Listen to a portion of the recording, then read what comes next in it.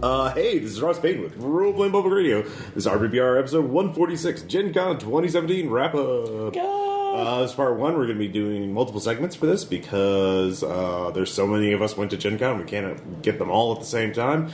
And we have special guests this time. Jen and George from Eclectic Eccentricities. Oh God, you did it right the first time. All right, yeah, way to say there, Aaron. Kind of looking forward to at least once. Well, Aaron, maybe you can say it. Come on, Aaron. You're putting this on me, and I'm not. Yeah, no, Do it. yeah. Eclectic Eccentricities. Yay! So we're going to talk about the best and the parts of Gen Con, what we like, what we didn't like, what we learned about going to Gen Con. But first, of course, a bit of RPPR news. Don't forget, there is an RPPR Patreon. And if you noticed, our latest episode previous to this was the Eye of Argon audiobook. Produced by Faust from the Third Wheel or Thrilling Intent podcast. She did a great job with it, but the lost ending is only available for patrons of the RPPR Patreon. So check that out. And of course, we have bonus podcasts and a lot of other fun stuff, including some of the games that were recorded at RPPR or at Gen Con will be bonuses only for patrons, at least for the time being. Yeah, if I can bring up that one too, because I recorded one that I did for the Patreon last month. Delta Green Avatar Award that we did a special one with Jen here. She was part of that group, so It was fun. So it gives money, and you can hear that one. Really selling it there, Jen. I know. I had a blast. I actually really did. And yeah, Jen, do you want to talk about your business? Do you want to shout out? What business? What's it? Really? Okay, good. Eclectic Eccentricities. So you guys will have it down before I leave. Yeah. It's an online business. Mostly it's on Etsy right now. I do dice and gaming jewelry. I'm going to be expanding into embroidery, and I'm probably going to start making puppets, Ross. Yeah. Foreshadowing. Which you guys will hopefully get to see pictures of. Yes. Yeah, there are puppets involved. To say the least. Yeah, so let's get on to the thing, because we have a lot of stuff to cover.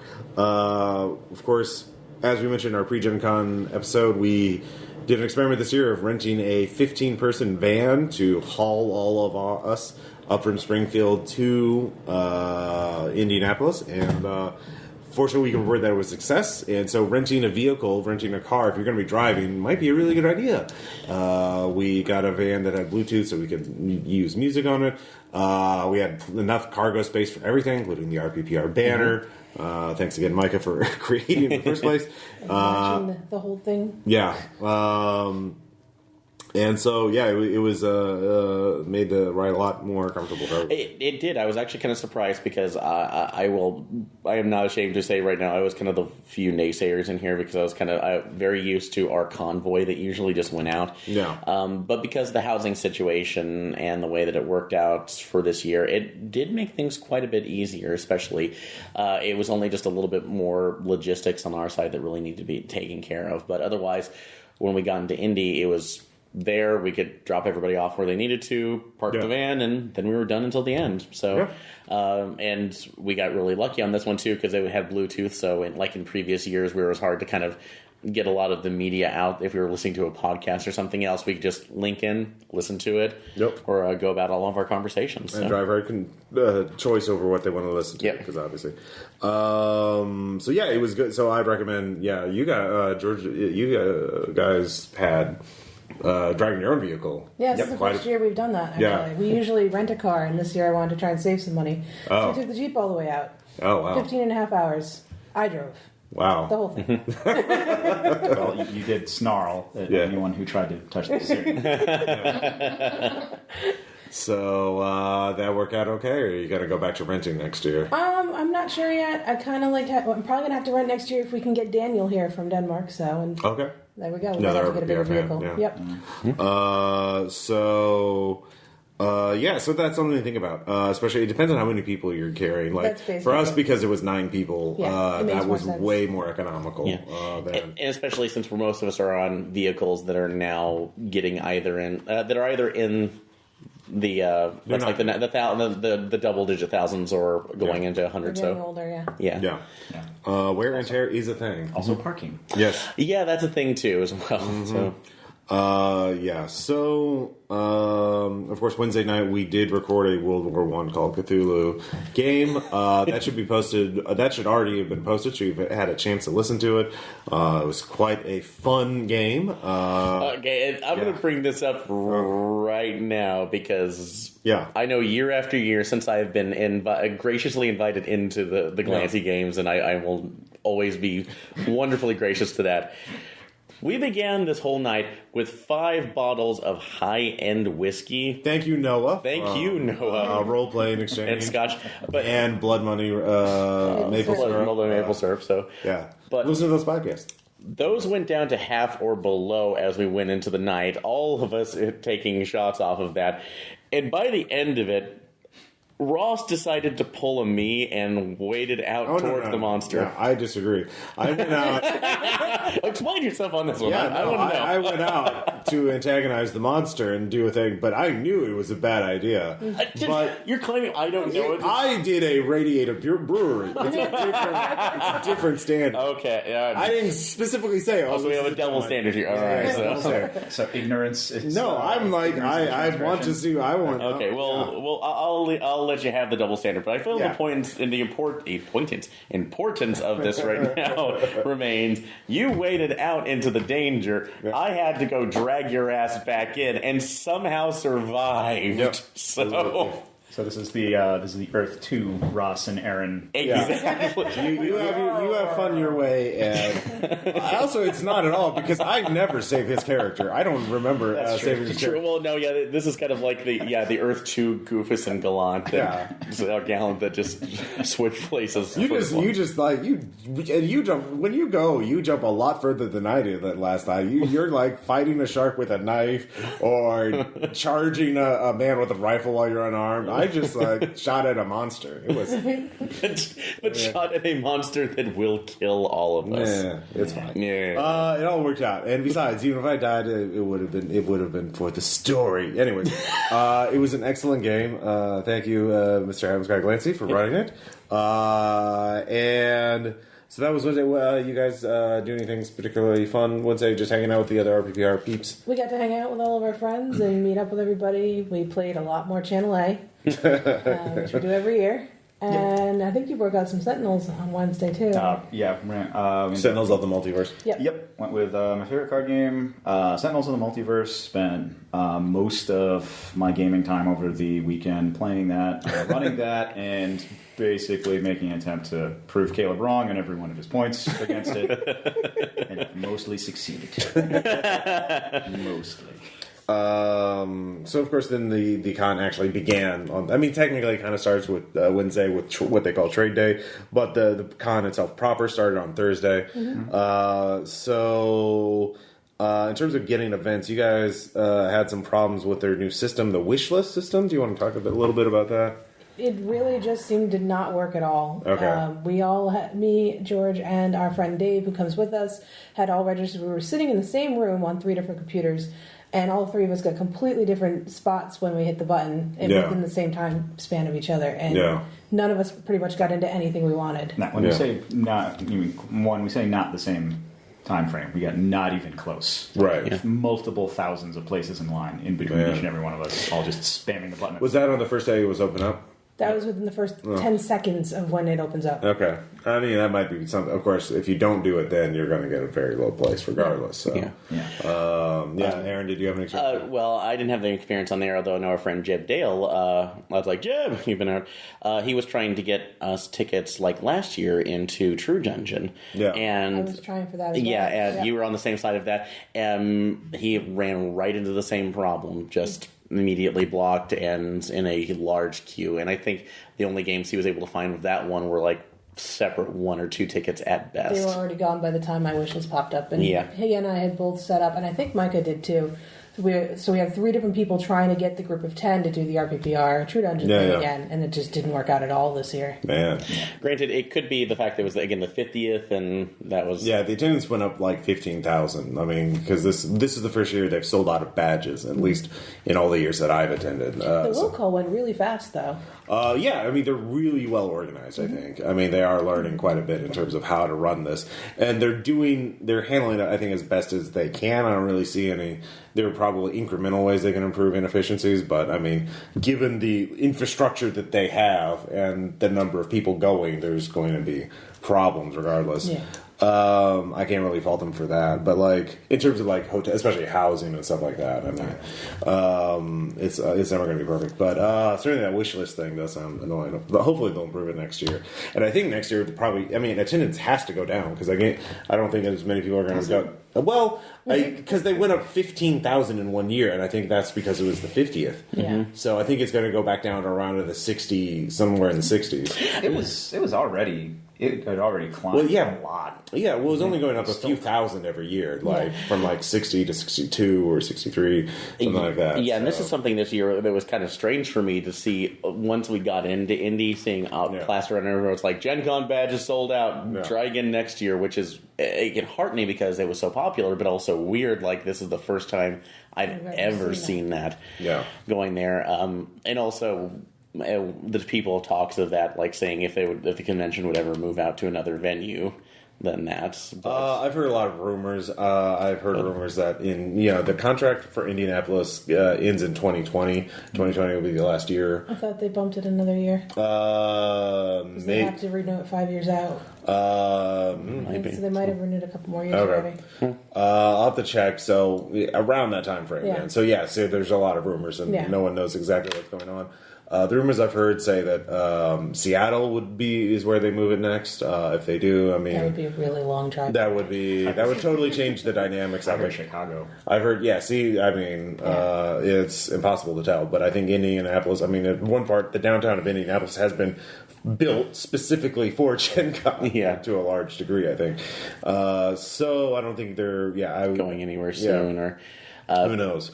Because again, like all those skywalks connecting the convention center to hotels, so you can have all these thousands of events. Other conventions don't really have this kind of profile. They're like Comic-Con or something like that, where there's one large dealer room, fine, but then you don't have this sheer number of events, like board games and RPGs, and stuff like that.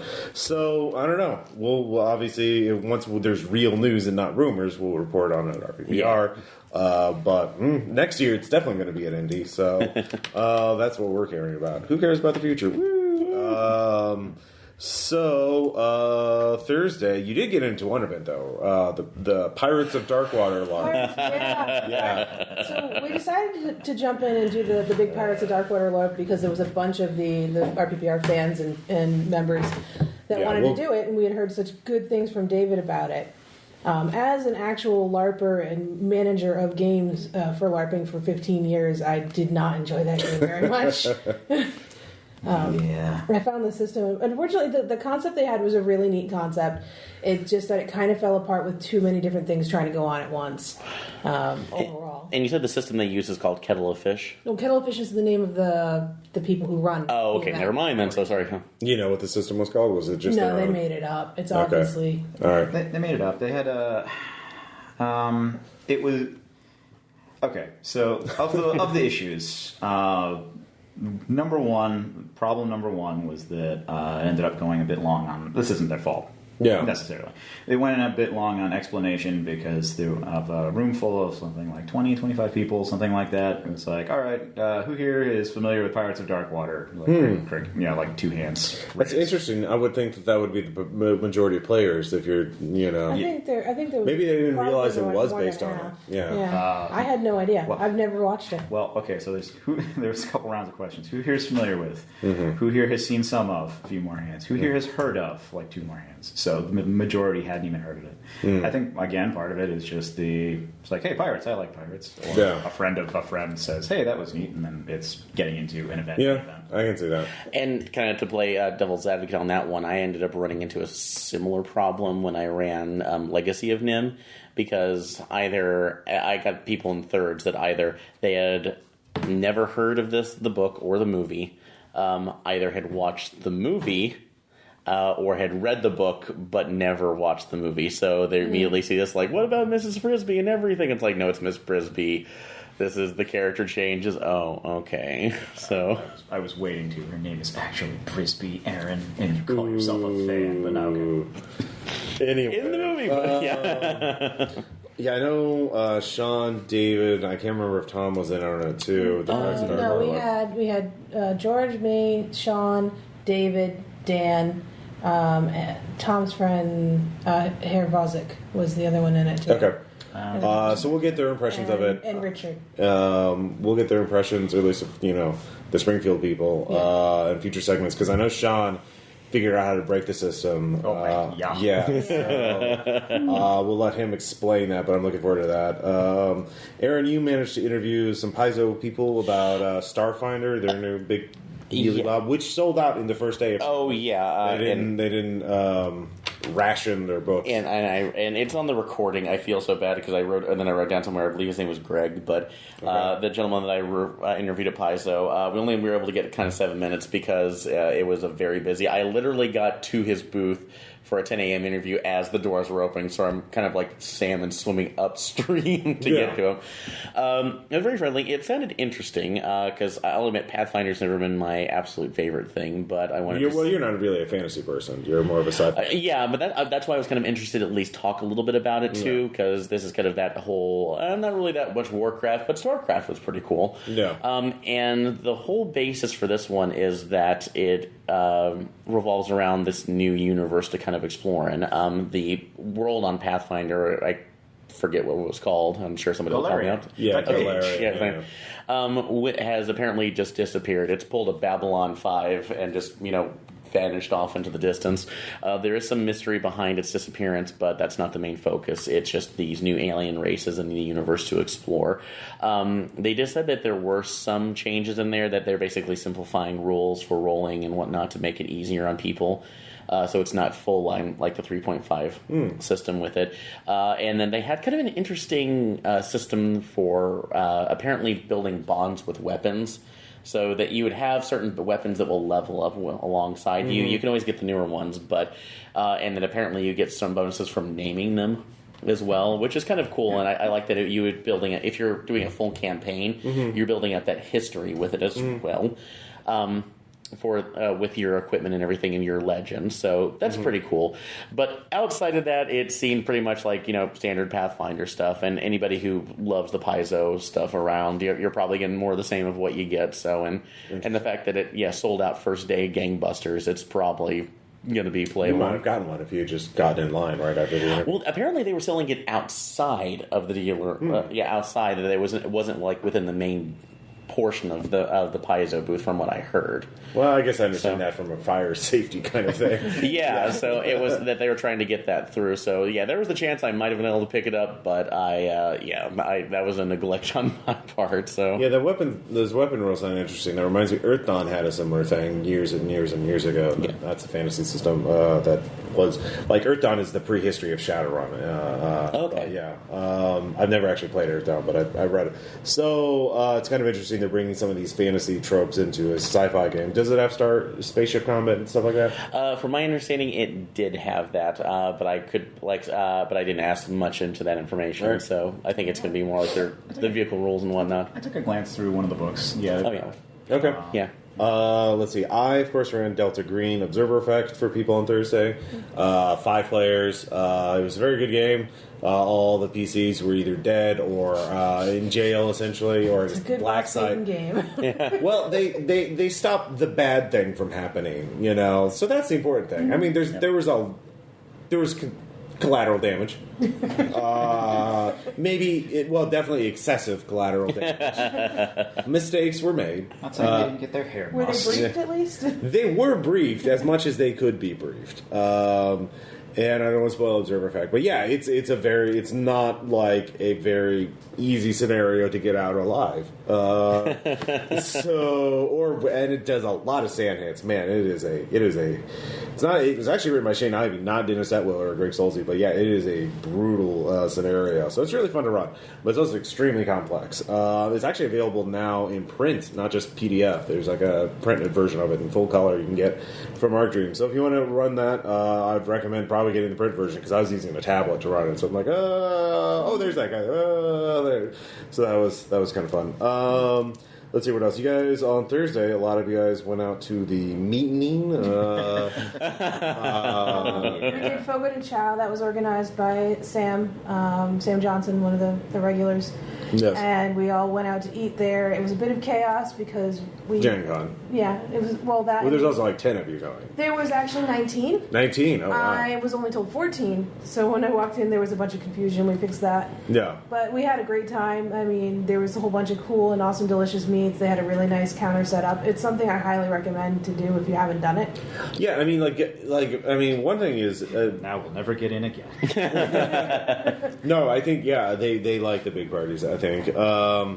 The thing about Gen Con is there are wrong ways to go to Gen Con, and those are the ways in which you don't have fun. And I've read, actually, on a few forums after Gen Con, it's like, I didn't have fun, this is my first time going. And I'm like, the thing about Gen Con is you really do need to prepare and sort of figure out what you have fun with. And for a lot of the RPPR fan base, it seems like the point of Gen Con is not to get the latest new game or demo the latest new game or whatever, or play in a tournament. It's to meet up with lots of friends with shared interests and to hang out. And so, like, having big meals where everybody gets to go and you get to catch up with a bunch of people you don't see physically, in real life meet space for the rest of the year is a highlight.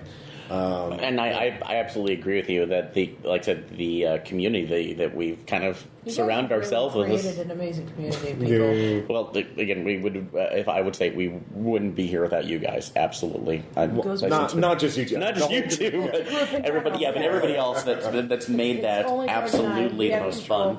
It's cool to go get the silly, stupid stuff that we all want to get and spend on new games, new dice if we go there, or other figurines and stuff. But yeah, it's. That's the highlight. You're absolutely right of seeing that. And also, I found another one that makes it enjoyable is the new experiences that you have there. If you find that one little kind of cool game that you didn't really expect to get around to, or didn't really think that was that interesting from a side, and then found out, oh, this is pretty complex and interesting and nifty, then yeah, being surprised by the small things and not just the gigantic releases. But I mean, obviously there's nothing wrong if you are there for the tournaments or for the newest releases, or a combination thereof. I mean, the main thing is Gen Con requires a lot more prepping, I think, than other conventions, because I mean, it seems like now I've been to some comic conventions, not Comic Con specifically, but you went to New York Comic Con. Yeah, I went to New York Comic Con, but not San Diego Comic Con. That's a good one. And that seems like choosing what to wait in line for seems to be the big part. And Gen Con, thankfully, is not something of a line simulator most of the time. Yeah. That you can get in and do stuff. Yeah. So you do need to prepare and find events too. There's so many events going on in Gen Con. You have to do some research about what you want to do and kind of schedule appropriately. For example, there was a seminar that I asked Aaron to record on Thursday. Yes, I was actually really happy that I got into this one. It was called We Have Always GM'd, GM for Women, Advice for Women by Women. And this one was led by Michelle Lyons, who, I'm trying to remember her game systems here. For this, it's everything on there. I should have written notes down here, but they had two other speakers during that. I know one of the women who was speaking is a PR personnel for Monty Cook Games, but they were speaking about kind of trials and tribulations about running for different games. Off the bat, Shanna Germain, I think so. But I think one of the big ones is that they had a lady who was talking about, she runs a game shop and was asking about a toxic player in the midst, and how she could basically say, pretty much, you need to stop this shit in my store. And they gave some pretty good advice, saying setting down ground rules for it. Something else I had actually not heard of, but calling the X card out in a game where if there's a a particular subject that the player is not comfortable with, or is that they feel that they may feel hurts them in some way. I don't want to say trigger. Yeah. They can put up the card and say, all right, we're just going to skip over this particular one, or if it's a big issue during the game right now, they can remold the story if necessary. Yeah. But a lot of it, too, ended up being different advice on how to run, especially online games. So stuff that we did initially, like in the Skype gaming panel, too. Bringing in other people, finding gaming groups if you weren't there, and dealing with possible what would be considered in that structure as a very male-dominated side for the GMing, because I can completely understand that. Yeah, the only regular females. Hang out with you guys. And I had a couple of questions too, because the only one I ever really wanted to ask in that was, had they ever somebody used the X card to basically try to hijack a game's plot line, but I chose not to because there are so many other people who had very legitimate questions, and I just kind of wanted to keep quiet and let that roll on. But it was really informative, and I was glad. And we do have a full recording of that, so that will be up later. So we'll get it. There's just going to be Gen Con content for the next month or so on RPPR. And like I've the second woman's name, I wish I could remember her name. I should have written down the notes. But she even talked about doing riskier material too, because they were talking about running things from Lamentations of the Flame Princess, which is not my favorite thing in the world, but she's approached it in a way that still made it feel welcoming and involving, and understanding those who would be uncomfortable with that material. Mm-hmm. So it was good. So as long as you give a preference to a preface to what the game is going to be about, that's going to help for who's going to come. If everyone's on the same page, that's the key. Yeah. Social contract. Hey, it's a thing. Yeah. I do kind of like the yellow card, red card option. I thought that was a good one. There are articles I've read about it. I'll see if I can dig them out. And it's something that I'm glad they brought up, because realistically with us, we've gotten so lucky that we've had a pretty steady group of people that we always game with, and we've been together so long that we know each other's ticks, and it's like ticks for the most part, so we know what we can push, what we have to pull back on.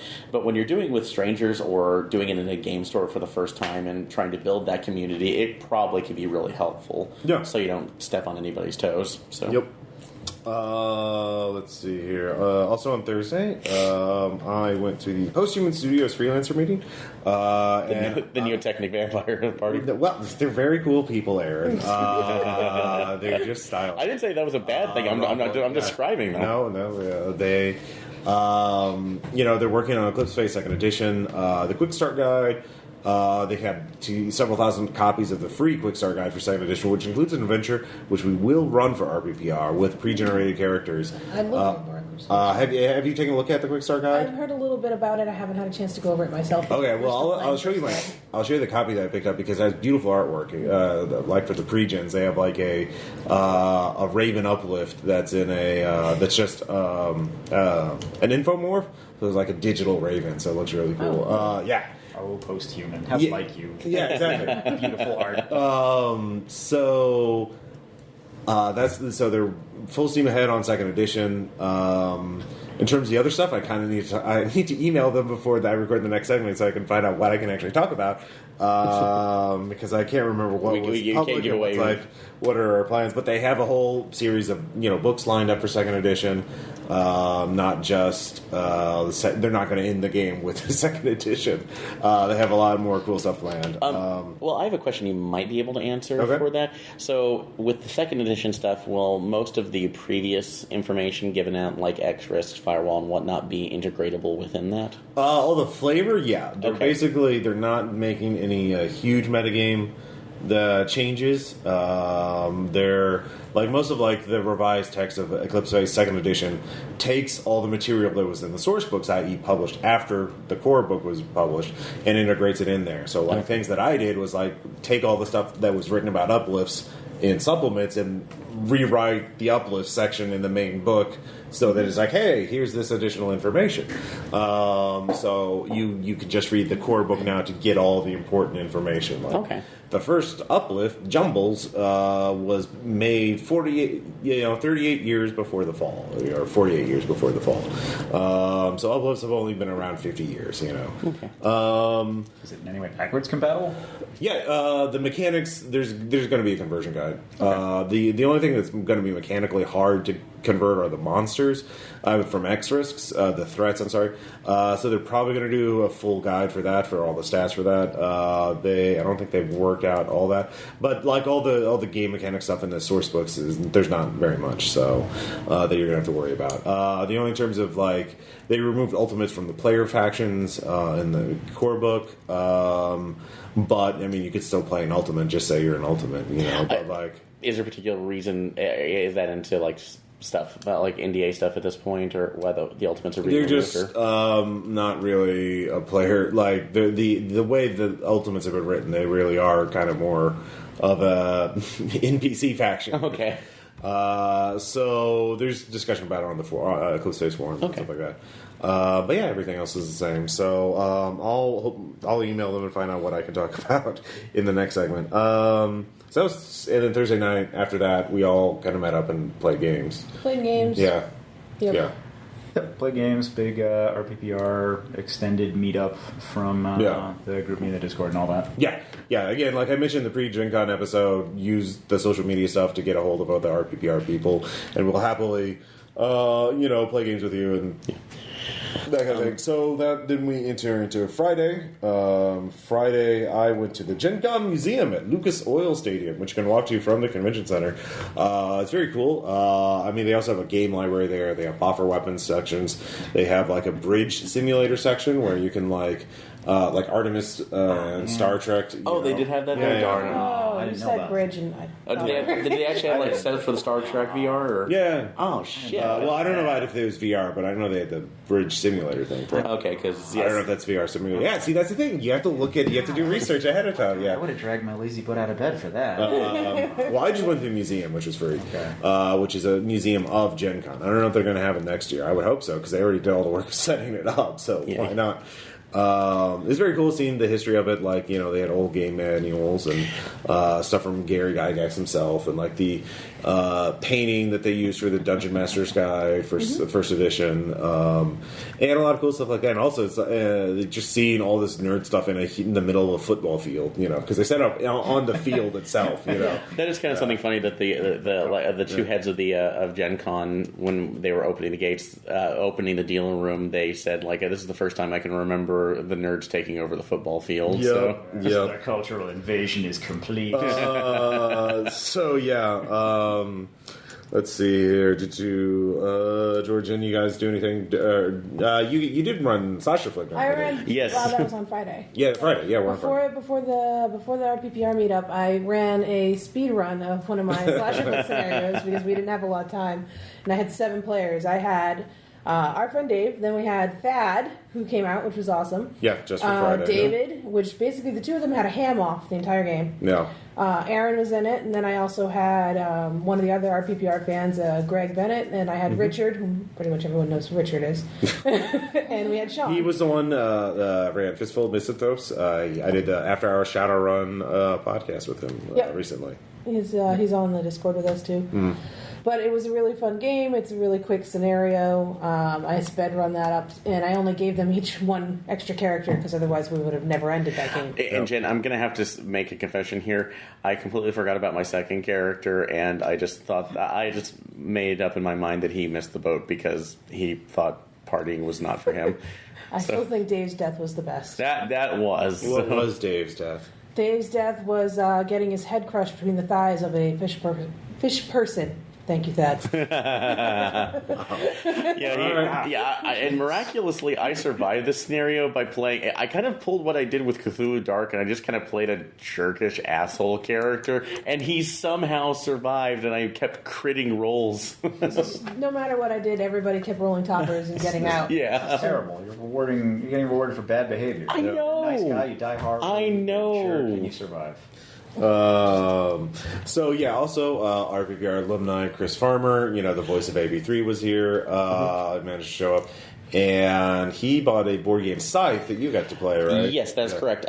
Scythe is a very large board game about grabbing it's like resources in order to build more people and also mechs, because it's basically like an alternate World War I setting where everybody in this particular Pangea area has different mechs that can fight against each other and protect Yes, I remember so, the mechs of World War I. Yeah, don't we all? So looking at it, it's almost kind of like this odd little cross between it's like this odd little cross between Risk, Settlers of Catan, and Mech Warrior, because you just have all these different robots. We didn't get too far into it, and resource management too, so you're trying to keep everything settled for the money and trade. So it's pretty interesting. I'd like to be able to, because I was playing it with, it was Melissa, Peter, it's like Chris and myself who were all playing this before we got in. We joined up with the rest of the group. So, and Chris said he would give us a full report of kind of how it went later on. So, okay. It was fun for the short time that we played for it. So, yep. Melissa? Yes. I don't think. Sorry, Michelle. Sorry, Michelle. Michelle. Okay, sorry, yeah. thank you. All Sorry, right, all right. That's the person who actually showed up. No, thank you for correcting me, Michelle. Sorry. So yeah, the exhibit hall, just in general, you guys didn't spend much time there, right? Not in a full gown. Yeah. Oh yeah, you went cosplaying later. Yeah. Yeah, that was the day when we did our cosplay walk around. Where we met up with other folks. We had our Steven Universe group, and yeah, it was fun to walk around. But Jen, especially, was with her Rose Quartz outfit, was constantly getting stopped for photos. So it's not really great to shop under those circumstances. Yeah. We did find the best cosplay though. That was the Robbie Rex from the old dinosaurs. Oh God, that guy! That was my favorite. Yeah, no, that's cool. The next segment, I'll look through the books more in detail. I did get a couple of books at the exhibit hall. Dracula's America from Osprey Publishing, which is a skirmish game about 19th century Dracula fighting gunslingers in the Union Army for control of America. I actually haven't read it too much. I literally bought it because I was like, what the fuck? It's like the alternate history of Abraham Lincoln Dracula Hunter, if that failed. I don't know. I mean, it's supernatural stuff. I looked into it. There's an angel gunslinger in it. So, there's no line of miniatures for it. Like Osprey, they just publish skirmish rules, and then they let other people make minis for it. Wait a minute.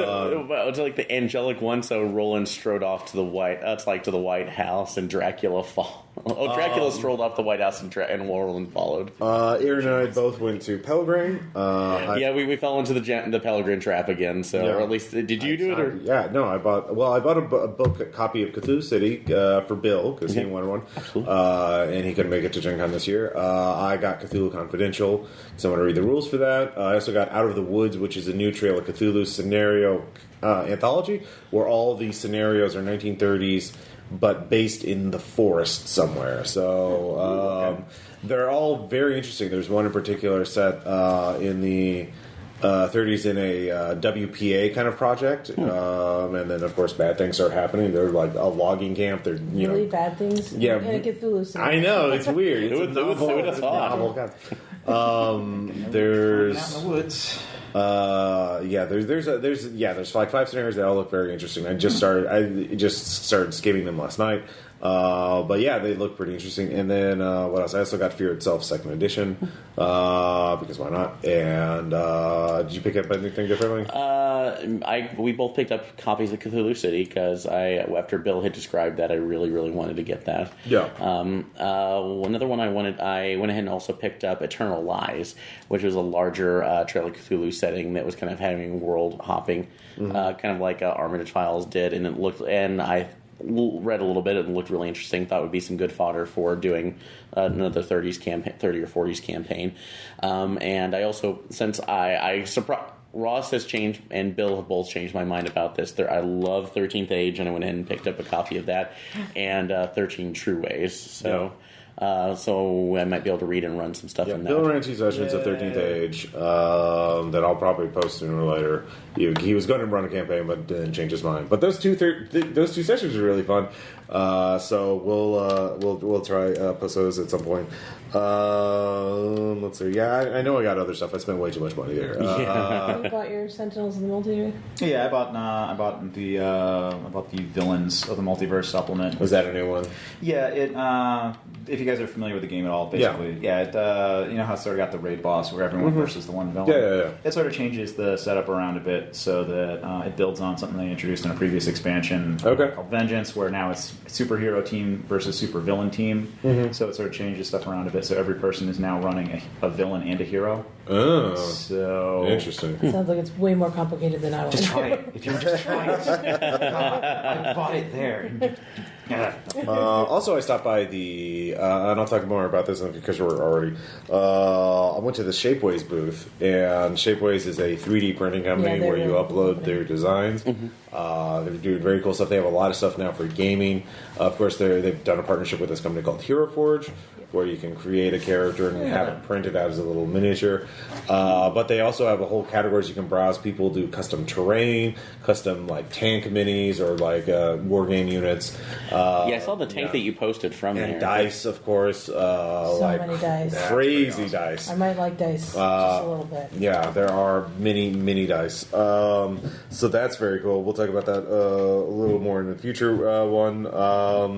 But then, we got to the big show, the RPPR live episode Friday night, where I thanked everybody again for being RPPR fans. We couldn't be here without you guys. And then, of course, we'll, of course, post the whole thing, or the 2 hours of it. Let's see here. I have a couple video clips I'll put public, too. Yeah, we did video clips. We did, let's see here.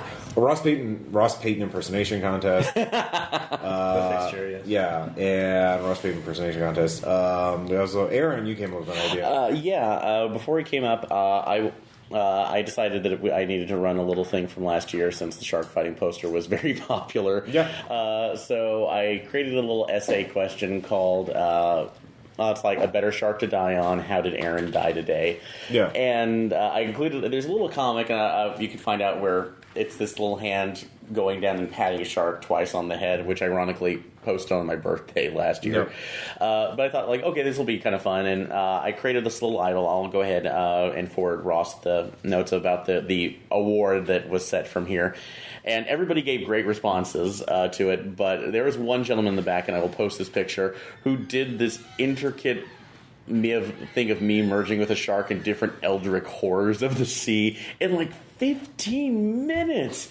And I'm going through these good. Yeah, I was going to read through these and just see who I wanted it, and I came across it immediately and had to stop, put it up the crowd, who did this? You need to get up here now. Didn't you collect a business card for we do have it somewhere. Yeah, this gentleman, we will remember your name. Thad currently has the idol and holding. I will make you a new one. I am so happy to do that because I did not expect that, and that is getting framed. I love it so much. It was a bold move for you to show that one first and extol the virtues of the first. And there's everyone else, I guess. Yeah, it's everybody worded. There was another guy who did a little progression at the bottom of me. I think the story was that I got kidnapped my 9 lives, split into different Cyrox, was forced to hack, but I refused to do it, so they forced me to fight against robot sharks, and apparently it refused to, so it got uninteresting. It became uninteresting. And then, of course, Jen, you had a segment of your own, basically, because... Oh, yes, well, so this year I decided to bring something different for our PPR guys and girls. I made a series of 8 puppets, and Heather's going to get a picture of all of you guys together with them because I wasn't able to do that. And I brought all 8 puppets to the live show and handed them out. So technically, even though Caleb wasn't there this year, Caleb was there in spirit or in puppet. Thad was guest playing. Absolutely. Yes. Thank you so much. We will definitely do a Puppet Land game using puppets on video. I told Jen this afterwards, but because my parents called and I was thought cooking for a minute, and when I mentioned I have a puppet of myself now, Yeah. my dad said that, and I heard my mom in the back going, "He has a puppet of himself," and like happy squealing in the back. So no, it was a blast. I did not expect that. No, and you had posted photos of you making a puppet, and I was like, "That's interesting." The only ones who knew about it were Aaron and Dan. Yeah, because I needed to get certain points of reference, and I had Heather, Aaron's girlfriend, that's true. So I was keeping that on the down sending me low. photos of you guys. Okay. Yeah, so we were keeping on the down low. We just didn't know what ours looked like. So Well, you've learned well. You're practically ready to be a Night's Black agent. Hunt vampires with that trait. is puppeteering a skill that we could put in? Well, maybe these vampires are scared of puppets. Maybe that's their cross. Yeah. Although it was given us to, I have to That's say, their garlic. I have to inform everybody else. These puppets were given to us under the caveat that we have to play Puppet Land with. Yeah, them. no, They I were just given said, to you for fun. Yeah. I would love it if you did something like that. Oh yeah, Well, it's pretty much strongly hinted suggestion. I still think Dread would be the funnier one to watch. Oh Which my one? god! Dread. we can do that too. That's going to be a short one. Oh yeah. It's not that one. Yeah, we can just knock that out. Hey. Oh. Yeah, what? Now I'm thinking about Vampire Scared of Puppets. I'm just thinking Jim Henson, Vampire Slayer. What else? We also, we'll have the entire recording up either here or on the Patreon as a public thing. We will also, one listener, Copernicus. I've known about this game for years, and I never sought it out. I just knew ever since I started After Hours, some part of me knew that someday I was going to own a copy of this game. And that day came that Friday. That day came, it's like, the day the gunslinger knows he's going to be too slow on the draw to, he just knows that it's coming. And so I was gifted a copy of Made, the role-playing game, which is about every Japanese-made Trope. Anime trope. Yeah, very, very, very fucking. It's a light comedy game, but with trauma tables. There was no light. There was no light in that game. There was, It was only the light that it was the that's- event horizon of Grimdark. Exactly, because when I rolled on, what was it, the dark event table too, apparently my country was destroyed and I was responsible for it. I'm like an orphan walking. To be fair, that tracks with you. The romance table. I think it was the romance table involved stalking. Oh, yeah. A lot of stalking in that game. Yeah. A lot of stalking in that game. A lot of questionable things. Necromancy too. That's true, yeah, the necromancer. There's just it was a thing that happened. And then, of course, after the official meetup, we went to the open gaming area at the JW Marriott for more games and beverages and refreshments. And candy. Yeah, and candy. Repast. I got to try out 2 new games that Jeb brought along with Jeff Barber and a bunch of other people. Shit Happens, which is a party game you mentioned. Yeah, and I think it's a fun game. Obviously a part of it is sort of guessing what the author of the game thinks is 100 or a 1 on the trauma scale. Yeah, it's a little skewed into the general. But I mean, once you understand that, and then of course Iron and Ale, which is another drinking game where the basic idea is you're all dwarves trying to get more honor than anyone else. So every round you get resources or monsters to fight that sort of randomly, and basically monsters you have to roll on a dice, and if you fail to roll, you have to take drinks. But then there's challenges, and you have to do the challenge or take a number of drinks based on the number on the card. So if the card's worth 3 points, or you'd be worth 3 drinks if you fail. And these are the kind of challenges you would do when you're out drinking with friends. So I wish I had jumped in the beginning of that game. Yeah. I caught up in 2 rounds to where you guys all were. So. Yeah. So, outside note, we were in that room, but not in the group playing that. Yeah. We were just playing Sentinels, as we were mostly doing. Yeah. We had no idea what the hell was going on. We were just sitting off to the side going, why are they slapping each other? As we are trying to explain complicated strategies to one another and to people who haven't played the game before. You should do this, and why is he sitting on that guy? You should do this, you should do this. This will give you a damage reduction, 1, cost slaps, no. What just happened? Yeah, some of the challenge are, pick another player, have that player slap you on the face. or take 3 drinks or whatever if you decline it. Another one was challenge another player to a push-up contest. I thought that was just joking party behavior. Yeah, no. Another one is doing planking while letting a player sit on you. Another one is everyone has to get together to lift the table up with their pinkies.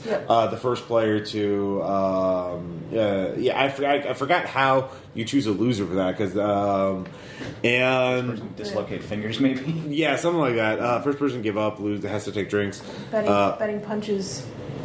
Betting punches, like how many punches can you take on the shoulder? Oh, I think this needs to give special. That one needs special notice because Jeb did that with our friend Kyle, and the next day, because they're talking about taking the punches, Kyle pulled up his sleeve, and there is a bright blooming, that's like bruise. Yeah. On his arm that looks like somebody just whacked him with a baseball bat. Because he decided to just double up on the game and yelled 11. Yeah, he took 11 punches from Jeb. 12 punches. Yeah. and Jeb's got a tank. Yeah. So it's quite. And not all of them were physical. There was like a rhyming one, like say a word, like bread, and then someone else has to say red, dread, blah blah blah blah blah. Until someone can't think of a rhyming word, and then drink. Then they drink. So it's quite fun. The problem is the end game is terrible, from what I understand. But to be fair, I don't own the game, and this is my understanding is at the end of the game, the players have to fight a dragon, which means rolling a 6 on a d6, and if you fail, everyone has to take 4 drinks and then roll again. Yeah. And then if you roll a 6, you have to roll a 3. It's quickly just becoming alcohol poisoning the game. It sounds like... It sounds like they're trying to get you to finish the bottle at the end of the game. Yeah. Well, there are things that just say finish your drink, so you could just finish your drink. But, like, the dragon seems like I don't understand that, you know. But to be fair, I don't know the game, so I didn't read the rules myself. This is just what Jeb was relating to me. But mostly it was fun. You guys played another game, Tentacle Bento? Tentacle Bento. It's a card game George picked up for me a couple of years ago. It's basically like Gin or Gin Rummy. Okay. But it's done with Ichi cards, and you build cuddle puddles with with matches and use the girl's a location and a trap. And you build off of that, and it's set up kind of like the same way Rummy would be, where you need like the same. You want to build on the same suit, and if you build on the same suit, you can add to it. And there's a whole bunch of random extra special rules that make the game very silly. It's a very fun game. I like playing it. So cool. we had a good time playing that. That's awesome. And we went long into the night, into the early morning. And the ending for that one too. So I was very lucky. I decided to go ahead and run 2 Delta Green scenarios off one. I only got to do 1, unfortunately. But I did Avatar War with Jen, Kyle, Noah, and Micah. And I've run this for the Patreon game, and just as a spoiler for anybody who does listen to that too, this is one that I actually based elements off of Common Rider, specifically Common Rider O's. No, I shared a room with Noah when he came in. He's like, it was fucking Common Rider. Was he smiling though? It was like, I said, well, then you loved her. I was like, yeah. Yeah. So just as a little hint for this, I did this. I will give the full explanation later, but pretty much I used elements for those shows to kind of build around this horror portion working, and I found that it actually worked pretty well because once the other 3 figured out what was going on, there's like, you motherfucker, and we're pretty much drunk anyway. So, but Jen, thankfully, that was after I played Iron and Ale. Yeah, but Jen, once we finished the game and Jen was doing it, I was really heartened. But I felt heartened because she said, like, no, that looked like the way you described that. That's like an X-Files. It's the old X-Files episode to me, where with the bug monsters and having the bodies of people. Yeah, that's for someone who has no concept of Common Rider. Yeah. I had a blast with that. So so in this one it was just if hopefully I'm going to be talking to see if I can write this up a little bit more to actually something, but part of it is just stripping away those elements to see like looking at it, it's like what can I take. So this is your abject lesson. Look at the goofiest shit, see what you can strip from it. or mine from it and use that. So, because for once, Micah wasn't the loud one in the game. Oh yeah, that was me and Kyle. Yeah, no, you two were bad, but everybody played a great game. I really expected somebody to die or almost die like they did in the Patreon game, but I thought I was dead. Nope. They got it. They made a great roll, and unfortunately, I got a crit fail on one of an attack. Oops. So yeah, that's as I am wont to do. So as you were wont to do. So it was Friday. Saturday, I had a game design. Only Friday. Yeah. That's what this whole weekend felt like for one day ahead. Friday, I did the game design panel. I had Shane Ivey, Jeff Saturday. Barber with me. Huh? And Saturday. Saturday, yeah, I said Saturday. You said Friday. Saturday. All right. So that was Friday. So on Saturday, I did the game design panel with Shane Ivey and Jeff Barber. We answered people's questions about game design. I talked about Ruin. I finally have an idea, a outline for it that makes sense, that in a way that I can write it and it becomes a game that people can play. I would like to play that game. Yes. So I have it outlined. I just need to write the rest of it, which is many more words. But if you want to listen about the details, go to the panel or listen to the panel. I'll post that soonish.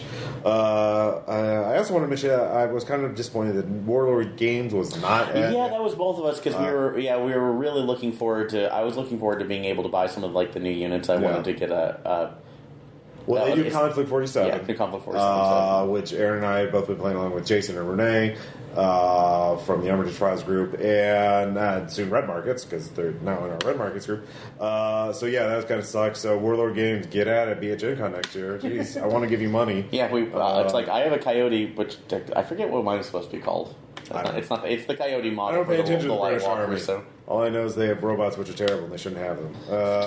You're just pissed because they chew through all your that. And no, that's not it at all. Fucking Hans will still go down. No, he's just a truck driver, and I don't know why you're so angry. He is evil incarnate. No, he's just... he doesn't even have a gun.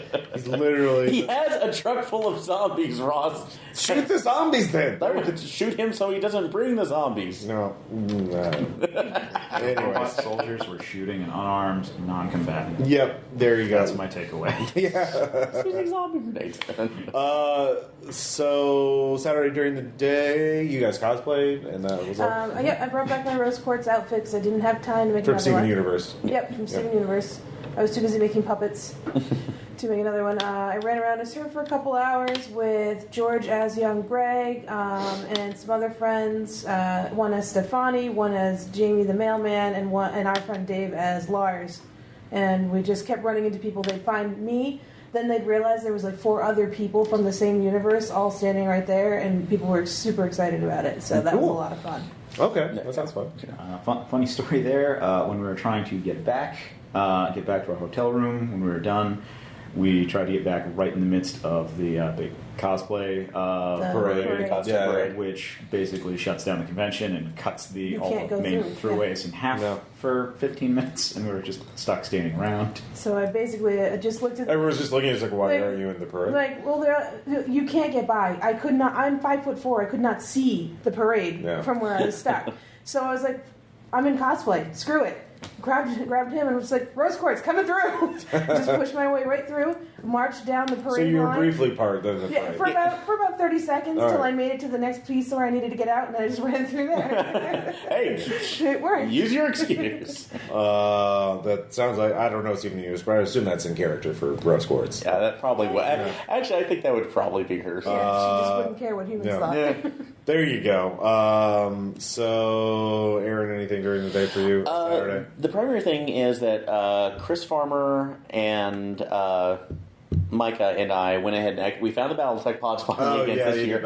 I may have been there for the last couple of years, but they actually had it within the Magic and board gaming hall. So we got back into that. It was still pretty fun, but I think that the next time around, if my suggestion for using this to make it a little more entertaining, because BattleTech too, is to actually go in with a fuller group because they can complement up to 11 people in those. Find your group. It costs generic tickets to go to, but if you had 30 tickets or something, that gives you 10 rounds where you can just sit in there and go at it. So for round after round after round, and that gives you more of the minutes to do, because I think the rounds each are like 10 minutes at most. Mm-hmm. So that would give you your battles where you can go up into it. Because the only thing I can say is a negative is that with you around everybody else and strangers, you don't really get a feel for how you're supposed to really pilot or do anything. You're just very a bit of a learning curve. Yeah, you're very quickly in there. Like with mine, I ended up choosing one of the lighter mechs than I did previously, and I couldn't even see where it has jump jets. I couldn't see the button where it was supposed to be. Oops. So it was kind of a waste on my side, unfortunately. But so let's see. After the game design panel, I had lunch with Rob from Orpheus Protocol. It's a podcast and for a game that Rob is writing, which he describes as basically the X-Men meets the X-Files. So people with superhuman powers fighting, supernatural bad things.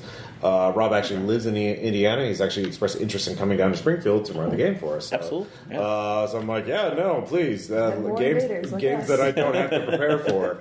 Yes, please. I'm all for that. So it was a very fun conversation. So shout out to Rob. And then, of course, I decided, because of my obligations to the Mix 6th, I had to go on a quest for beer, specifically because, Sun King Brewing always does a special beer for Gen Con, the Gen Con only beer. And they have others. Yeah, and it's a small craft beer thing, so they have other. So I went to the beer garden, which is right next to the food trucks, next to the convention center. But at the beer garden, they don't let you take sealed cans away, which I found out. Huh? I saw that. Yeah. So I was like, where do I get cans that I can bring home with me? Just go walk there. It's like a mile away. I'm like, okay. So I walk, a mile. It's by the highway. It's by, as you get further away from the convention center, the density of people with badges and more normal people start saying, like, let me take the badge off. I don't want to look, too out of place. They all still do, though. Out of towner. Yeah, I'm wearing a T-shirt with wizards, playing heavy metal. So, like, you look, it's like we know. Box, yeah. I did pass by a Mennonite choir and people handing out Mennonite pamphlets. But yeah, it was. I didn't know Mennonites proselytize, but apparently they do. Trying to save my heathen gaming soul. That brings up something else too. Before, if you want to finish up your beer, beer run, and then I'll do that because you were there when this happened to me. So, okay. So you walk all the way to the brewing. I got 6 types of beer from Sun King. Then I was like, fuck this, I'm not walking home with all this beer. So I installed Lyft and got that back. So I brought... So I got 6 full episodes worth of beer from Sun King. But we are so fortunate that we Micah, who drove all the way from Seattle, currently driving back right now because he came down to Springfield for us to hang out on Monday. He gave me another 6 or 7 from Seattle, mostly from Scuttlebutt Brewing, and then you guys brought like 6 or 7 more. We brought 6. Two sets of 3 from Lovecraft Brewery. Yeah, Lovecraft Brewing, which has amazing art on their cans, and we just loaded you down with any other alcohol we had. And also Dan VK, another RPPR fan who also has the most amazing mustache ever. Oh yeah, he does. So universally agreed. Actually, when he was asking me to sign the shark poster, it's like, do you want any dedications? Like, right, whatever he did. I couldn't think of anything, so I just drew his mustache on the bottom. And he brought like 6 or 7 cans of types of beer as well, including this Trappist brown ale that comes in unlabeled bottles in this box, and it's like, ooh, that's very fucking old school. I love it. It's actually brewed in Belgium, So we have basically 3 or 4 episodes worth of beer just from Gen Con. So thank you all for donating beer. We don't have to go on beer runs for a while. Found ways to get you the beer that didn't involve mailing it illegally. Well, yeah, exactly. Yeah. We would never mail beer, except illegally mailed beer from people, because we're lawfully abiding citizens here. For any postal inspectors. We don't use cryptocurrency. I'll post some video of the shifty eyes on Ross. Yeah, it's fine. We're totally legal, legit. So we're loaded up on beer. So yes, Aaron, what is your the weird thing? And this is kind of jumping towards like after that, but Sunday. But I discussed 2 things on there. One, the fact that I found out what my actual superpower in this world is, and it's apparently that Jeff Barber and I can find each other at any moment because we ran into each other no more than 7 times during the entire thing. It's like, oh! But the last day when we were there, we found each other because he was going to say goodbye to you. We're sitting there, and this guy comes up who I encountered earlier in the con. It's like middle-aged. He looked maybe Indian, I don't know. Oh, was that when I was with you guys? Yeah. Yeah, okay. That guy. I encountered him earlier in the con because when I went to the first, I think it was like Friday when I was on the floor, he came up to me and said, like, thank you for your business and cooperation. I'm like, okay, have a nice day. Moved right along into the swarm. And then while we're doing there, he says, like, oh, I'm glad you're a con and having the business. And then tries to hand me some books. And one of them looked like it was describing chakras or something. And it's like, oh, no, thank you. You should have taken those. That would be great unknown armies research. I didn't want to add to this guy's fucking charges. Oh, yeah, that's true. That's how they get you. Yeah. Anyway, yeah. So Saturday night, Delta Green panel. So all the Delta Green authors were there. Well, not all of them, but most of them. And so we'll have a recording of that up on Unspeakable, their podcast, Role-Playing Exchange. Thanks to Adam Thornsberg for bringing lavalier mics, like an actual audio engineer, and miking people up, as opposed to me with my one Zoom recorder. Like, yeah, I'm going to be lazy, donk. So Adam and Noah doing a great job recording that. So we'll have a really high quality panel from them. And then I got Delta Green game run by Dennis from Scenario in progress. He hasn't finished typing up. It's not even available on the Patreon. We didn't manage to finish it because we started at 10 and went into like 2 in the morning. And it's really like it's a very complex scenario. It's a 2-session scenario, but it was really. Oh my god, it was so good. It was, we figured out what the problem was. We just like, how the fuck can we do anything to this problem? Like, it's not something that we can kill with bullets. Yeah, exactly. We need bigger bullets. We need interdimensional bullets that can shoot beyond time and space. Like, that was the kind of problem it was. Yeah, I can't go to a gun store. Give me the non-Euclidean ammo. Like, I need some quantum phase. Yeah. Can I get the Event Horizon? Can I get a bullet that can kill something 5 years ago? Yeah, well, more than 5 years ago. Spoiler. So yeah, exactly. It was a lot of fun. I'm gonna wait for him to publish the whole. He's gonna write it up, and then I'm gonna run it for the RPPR people. So that'll be fun. But that was my Saturday night. What about you guys? Then you came and hung out with all of us. Yeah. And we tried to play games. Oh, yeah, we just kind of went like late into the evening doing games. That's when we did our run of Shit Happens, which was during that time. I'm trying to think of anything else we really ran during that. More Channel A. More Channel A. I knew that was another one. There comes a point in the evening when everyone's tired and everyone may or may not have been drinking and can't really wrap our head around a big complicated game. And then the apples to apples comes out. I guess Descendants become really handy. That genre. So, I did want to mention something else on the floor too that I forgot about previously, which was the Exploding Kittens booth. Oh yeah, so which was a lot of fun. Well done, they for those of you who didn't get to see it or weren't there, they shaped it like a giant vending machine. So it was basically a cat-shaped vending machine with a clear. Fuzzy. Yeah, it was fuzzy, and it had several huge buttons on there for the different games, pins, or a special surprise. You could pay $1, put your money into the hand that pops out. Or your card, and it will give you some random item. So I went up there, I bought the Not Safe for Work edition of Exploding Kittens, which I'll bring up for a game for us later, a pin, and one of the random items. So and of course when it's going through, it has this little processing phase, like a kitten with a rainbow trail goes up behind it. It gives you a silly little message, gives you your stuff, and then it came out. My stuff was a bunch of asparagus, which thank you, Kyle, for taking that, because I had no way to cook that, and I would feel so bad throwing it away.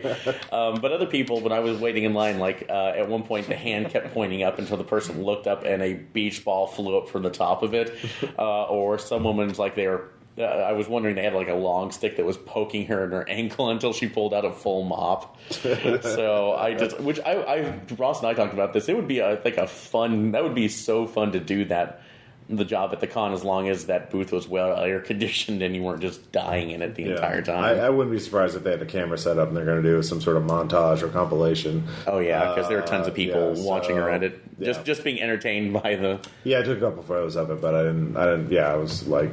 Yeah, it didn't even occur to me to actually try it out because by that point I'm like, Gen Con zombie. I also got con cred a little bit. We all kind of. I'm mostly gonna. Part of it was, of course, on Friday night. It's like, oh, what are you having to drink? Let me try a sip. Oh, what are you having to drink? I'll try a sip. I want to try this and this and this and this. And you think the whiskey would have killed it? Oh, you thought about that, but yeah. Well, it was also the beer and the other things. Yeah, because I was like you, me, Dan, and Michelle all kind of caught the same similar variant of it. It was just the sore throat. George and I are fairly well immune to con cred at this point. Yeah. Well, this is the first time I can think of actually catching it. So, to be honest, I think I've been a little sick for the last month. I haven't, so yeah, I don't know. But anyways, it wasn't too bad. I'm mostly over it now. But, Sunday, we got our stuff, basically left pretty early. Well, not early. Tom had a long lunch with his friends. And then we all kind of packed up and left. I mean, there's not much left to do. Said bye to the people of Archery. Got a lot of interesting ideas for future projects with them, and more work for Posthuman. So, it's a very good 10th year. That 10 years, man. 1 year where I meet Adam Scott Glancy and Shane Ivan and get a weasel my way into the game, of a World War I Zeppelin game, and I die horribly. To this one where I tried to get myself killed and someone had to save me instead of having a way to cap it off. Okay, I'll be admitted, but I was the one who's usually been dying or getting close to that or being called the betrayer or albatross during my time. So being like the one guy that didn't do it this time, I feel pretty good about myself, Mr. Lighthouse Ghost. Yeah, it's fine. All right, so we'll have another segment up. I'm not sure who I'll be on next, but we'll have some of them, and we'll get everybody. So it's going to be an extra long episode. Anyways, we'll be right back. See you.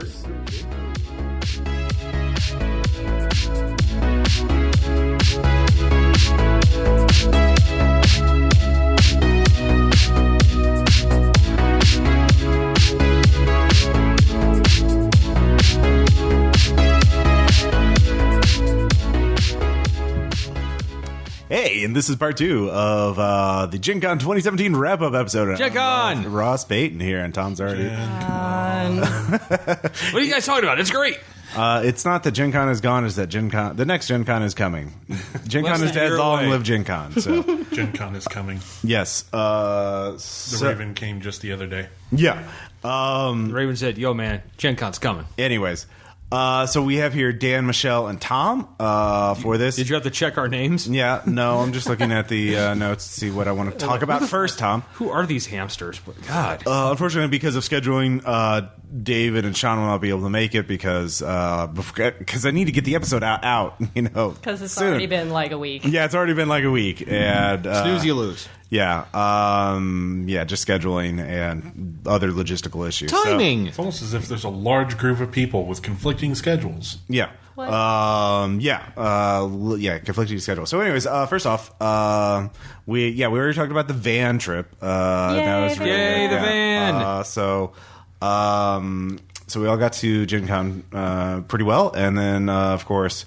There's a lot of games, so I guess maybe we should all take turns, or the three of you take turns to talk on a game you played or demoed or bought or something like that. Tom, you were mentioning one, Sweet Dreams? Yeah, it was one of the few games my two friends who, there for the first time, by the way.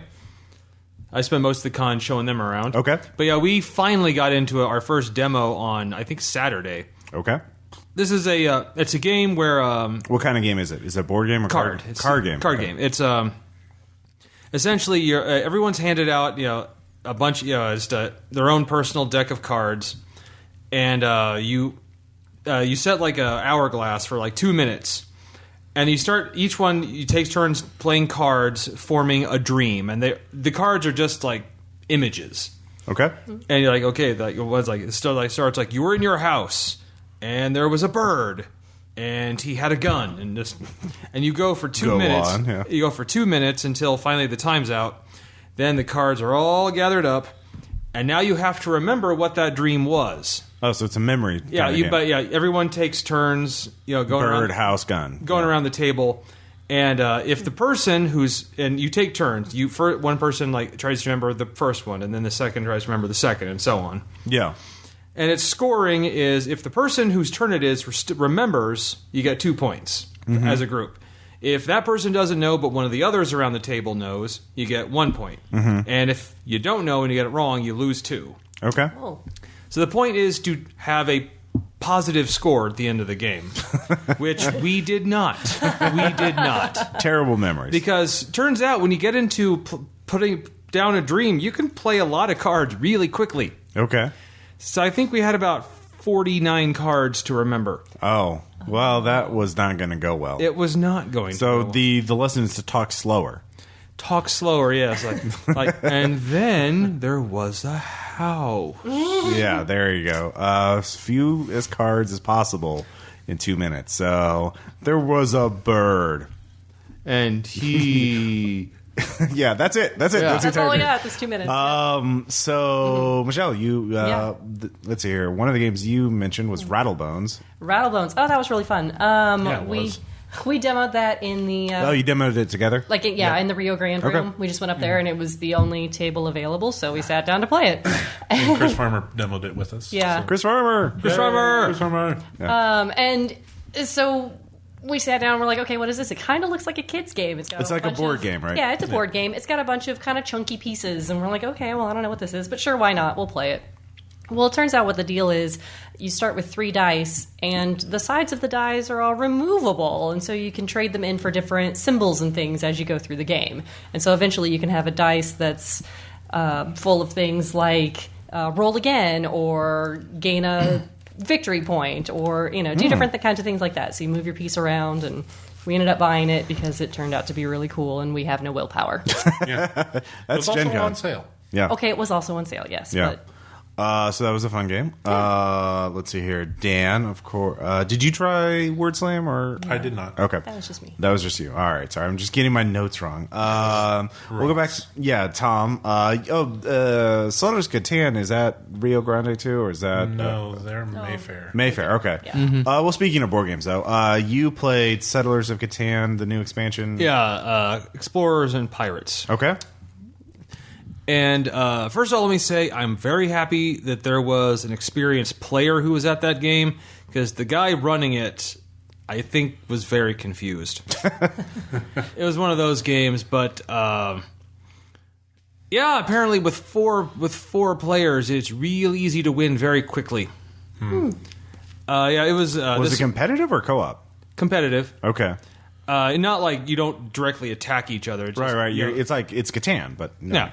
But this one is mainly about ships, and now there's, instead of just major cities, there's seaport cities.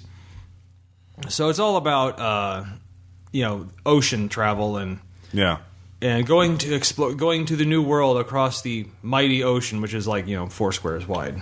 Yeah. Otherwise, it was basically Catan, just with a few extra rules, and most players who just thoroughly just. Oh, okay, we got you. How do we do ships again? Okay, cool. Okay, so I ship here. This is where I ship, right? This is I ship that. And I ship. And then and the guy, You're into shipping. the demo guy running was like, "Yeah, I think that's how you ship." How and then- I mine for ship. Yeah. Then then one of the other players who was demoing it says, "Yeah, this is how you ship right here. I've done this." I'm like, okay, good. Yes, tell us. Tell You us should how be to the ship. demo person. Right. Yeah. Tell us how to ship. So, would you recommend it? If you love Catan, yeah, it's Okay. it's basically So it's for the more heart. Catan. It's more Catan than Catan. Yeah. If you like Catan, but with a couple of slightly different rules and a different setting, Settlers of Catan. All right. In summary, a rich tapestry. Well, I will add to that, because I just remembered one of the times when I was waiting to meet up with Michelle in the dealer hall, I just parked myself outside of the jumbo-sized demo of the newest Catan, Game of Thrones Catan, Brothers of the Night's Watch. Ooh, Nice. more Catan. Yeah, More- marketing tie-in game. So much Catan. Yes. Those are always great. More Catan than you can shake a stick What were your at. impressions of that, Dan? It looked a lot like Catan, but instead of building to win, you were also trying to keep the Brotherhood of the Night's Watch well supplied. Okay. So that they could fend off the wildlings and the White Walkers. Also, I mean, I feel kind of weird that, like, Catan is a super family-friendly game. Right. Game of Thrones is super not family-friendly. No. Are you So, saying it's a little rapey? Is that what you're saying? And violent? Yeah, okay. Also, like, who's the... I mean, obviously it's adults, I would hope, are the demo that they're going after, but, like... Man, there's going to be some kids who know way too much about, Game of Thrones. Yeah. Anyway, so buy, yes, no, only for I would just watch the demo for like 5 minutes before Michelle showed up and we went on to what we were actually planning to do. All right. But I was just commenting that I noticed that it existed and I had a similar reaction to yours, Ross. Mostly just a constant... Yeah, it's Catan. It's Catan. What board do you want? It's a thing. It's like the Cones of Dunshire, Yes. but better or worse. yes. Worse So or better? Word Slam. Finally, Yes. yes. Word That's a Slam. game that you play. That is a game that I played. Is it like Yeah. Number Wang? and bought. God, I hope not. That's Number Wang. Oh my god. So Word Slam. Is that a card game or a board game? Also, yes. Card. Okay. There was no board. Yes. Okay. So cards. Sure. Yeah. It wasn't like you hold cards in your hand and you do things. It was different. Basically, So different. you have two teams, and so one person on the team is called the storyteller, and they're the ones who look at the card, that has all the clues, and you have to try to get. And both storytellers on both teams are trying to get their team to guess the word that they've chosen. Okay. So So we've like got a card. charades. Yes. Or taboo. Like charades. Yeah, like charades are taboo. But the storyteller cannot gesture, they cannot speak, they cannot nod or anything. All they can do is they have a set of cards that they can use. And like one group of the cards is all verbs, and one group is nouns, and one group is like prepositions. Yeah. And so you choose cards from this and you put them up on a little tray to kind of get your point across. So, for instance, I was trying to get my team to guess the word fish stick, and what I came up with was animal, not in sky. Because they didn't have water. There was no water card, so I found sky, and then the other word I think I said, I can't remember, brown. I mean something. Just very, very basic. That's so you're trying really to, vague. The Yeah. cow would, like, a brown animal not in sky. That could be a cow. You had two little boards, so you could set them up in order. So like the order you did things. So I did animal not in sky. And they Cow. Yeah. Well, I mean... I think I said not in blue sky. Moo. Yeah. I don't know. Yeah. It was very interesting. All right. They did guess a lot of things that Did were you not buy it? fish first. Yes, I did buy it. Okay. So I have no willpower, and I bought a lot So of it's things. still worth playing. It was really fun. Okay. It was not on sale. All right. Dan, of course... well, let's see. Did you play Lovecraft Letter or Letter? I did not. Okay. But you did play Twilight Imperium. I did play Twilight Imperium! Finally. It only took, God. 4 years of going to Yes. Gen Con to get a Gen game of Twilight Con. Imperium done? Yeah. All right. Okay, to get one started, not to get one done. I know some of you asked. Will you, I mean... It was only a 4-day con. You did Come finish on. the game. Yeah, in 4 hours. Yeah. Because Yeah. you're all pros. Yeah, pros. That's a good word to describe. And all of you were not I'm trying assholes. to help, Dan. Trying to build you up here. And no one was an asshole. Yeah. No one at all. In fact, there was totally one guy who was. He was sitting right next to like his best friend, and he was like, "I'm not going to do anything to you. I'm just going to slam on this other guy to my left," and which was me. And I was like, "You're a jerk. Also, you're playing it wrong." Yeah. Right. So I think the word you used me, he was like right up your asshole the entire game. Yeah, pretty much. Ugh. And because of that, I could put no pressure to the player on my left, and he was the one that actually won the game. So, So he was playing Kingmaker. yeah. Yeah. Except he wasn't playing Kingmaker. He was like, "Oh, I have to be aggressive because of how I interpret this race's special abilities." And I was just like, no. No. The guy across the table is playing the most aggressive race in the game, and he even knows not to go straight for someone in the first 2 turns. Yeah. That seems a little dumb. Yeah. Yeah, in a lot of these multiplayer competitive games, it's like whoever attacks first loses. Yeah. And the person that gets attacked first loses too. Yep. So Don't be either of those don't two. be either of those two people. Control what the other players do. Let's see here. Tom, let's see. Oh, you bought Time Watch. Yeah, I've honestly, I was just walking by with my two friends, and we were just like, and first of all, it automatically caught my attention because it has a T-Rex on the cover. Yeah. Which again, like, there's certain, there's certain trigger images that I was like, hello. Yeah. Yes. What, Tom, interested in large reptiles? That's not Tom, by the way, Time Watch is a gumshoe engine game based on time travel. Yeah. So I was looked at it, and they said, "Oh, like, would you like to know about the game?" Like, well, I glanced at it, like, all right, give me your spiel. Yeah. And all I heard was blah blah blah, words, and you can play a human intelligent velociraptor. You had me at hello. That's what it was. Honestly, I was hearing noises. Then it broke through. Yeah. Yep. Nice. And I bought the game solely on that. Nice. I've glanced through it. It looks interesting. I've thought about getting it on and off, but once again, it does remind me time travel games or RPGs are really hard to do. Yeah. And this one it's a very large book. It's a very chunky book. Yeah. If you read it and run it, I'd be very appreciative. I would really like it if you did. Oh, no promises. No promises. Okay. I'll play a Velociraptor if you will. If everyone plays one, yeah, I'll run it. All right. There you go. Yes, there you go. Yeah, because they're telekinetic. Okay. Intelligent Velociraptors. All right. Well, you told me. I'm intrigued. You played Lovecraft Letter, though. Yes. Yeah. Yes, I did. Is this like Love Letter? It is like Love Letter, but with Lovecraft, which Okay. I'd never played Love Letter before, and I was trying to get into games. It takes about 10 minutes to play. Yeah, pretty much. It Yeah. was really fun and fast. So Lovecraft Letter just adds this element of, forgotten the word. Sanity. Sanity. There's the word. Oh, Jesus, I've lost Cray, mine cray. too. So it adds this element of insanity, so that certain cards are either sane or insane. And so if you play an insane card, or if you discard an insane card, you're now insane for the round. Blah. And you have to do sanity checks every time it's your turn. And I ended up winning that completely by accident. But it was really there's fun. a bit of there's randomness Oh, it's involved. totally so random. like if It you was got a better draw than everyone, you're really you played so well that you held on to that advantage. Yeah. Really didn't know what I was doing. But it was fun, and I ended up buying it, and I bought Love Letter because it was really kind of fun, and Okay. I have no willpower. No, I mean, Yeah. Love Letter is a really good Dude, game. I saw a Very solid. dinosaur.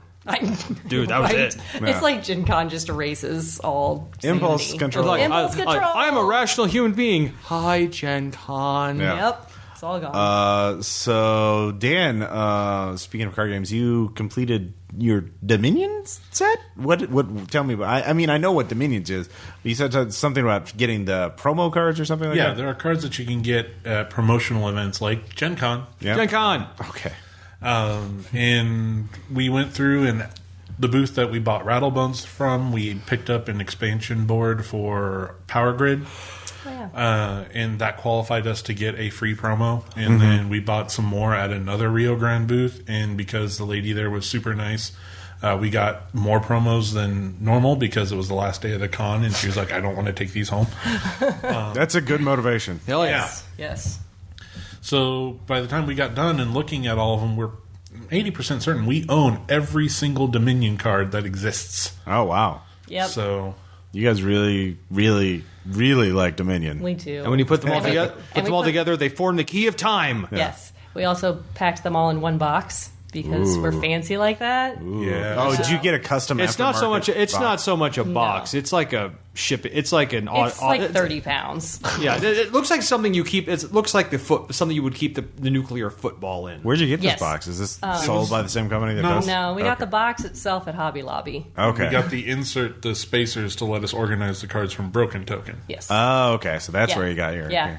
Yeah. It's very. I Impressive. like that. There's now there's like another market just for like modifying, customizing board games and like holding that shit. Like, here's all your things for this kind of games, meeples. And there's one that's like, hey, upgrade your Catan game and upgrade this game with better Right. meeples and board tiles. Settlers of Catan. Yeah. Well, you've been to Bill and Melissa's house. You've seen how much their Dominion Yeah. No, boxes take I up. get it. I get it. Yeah.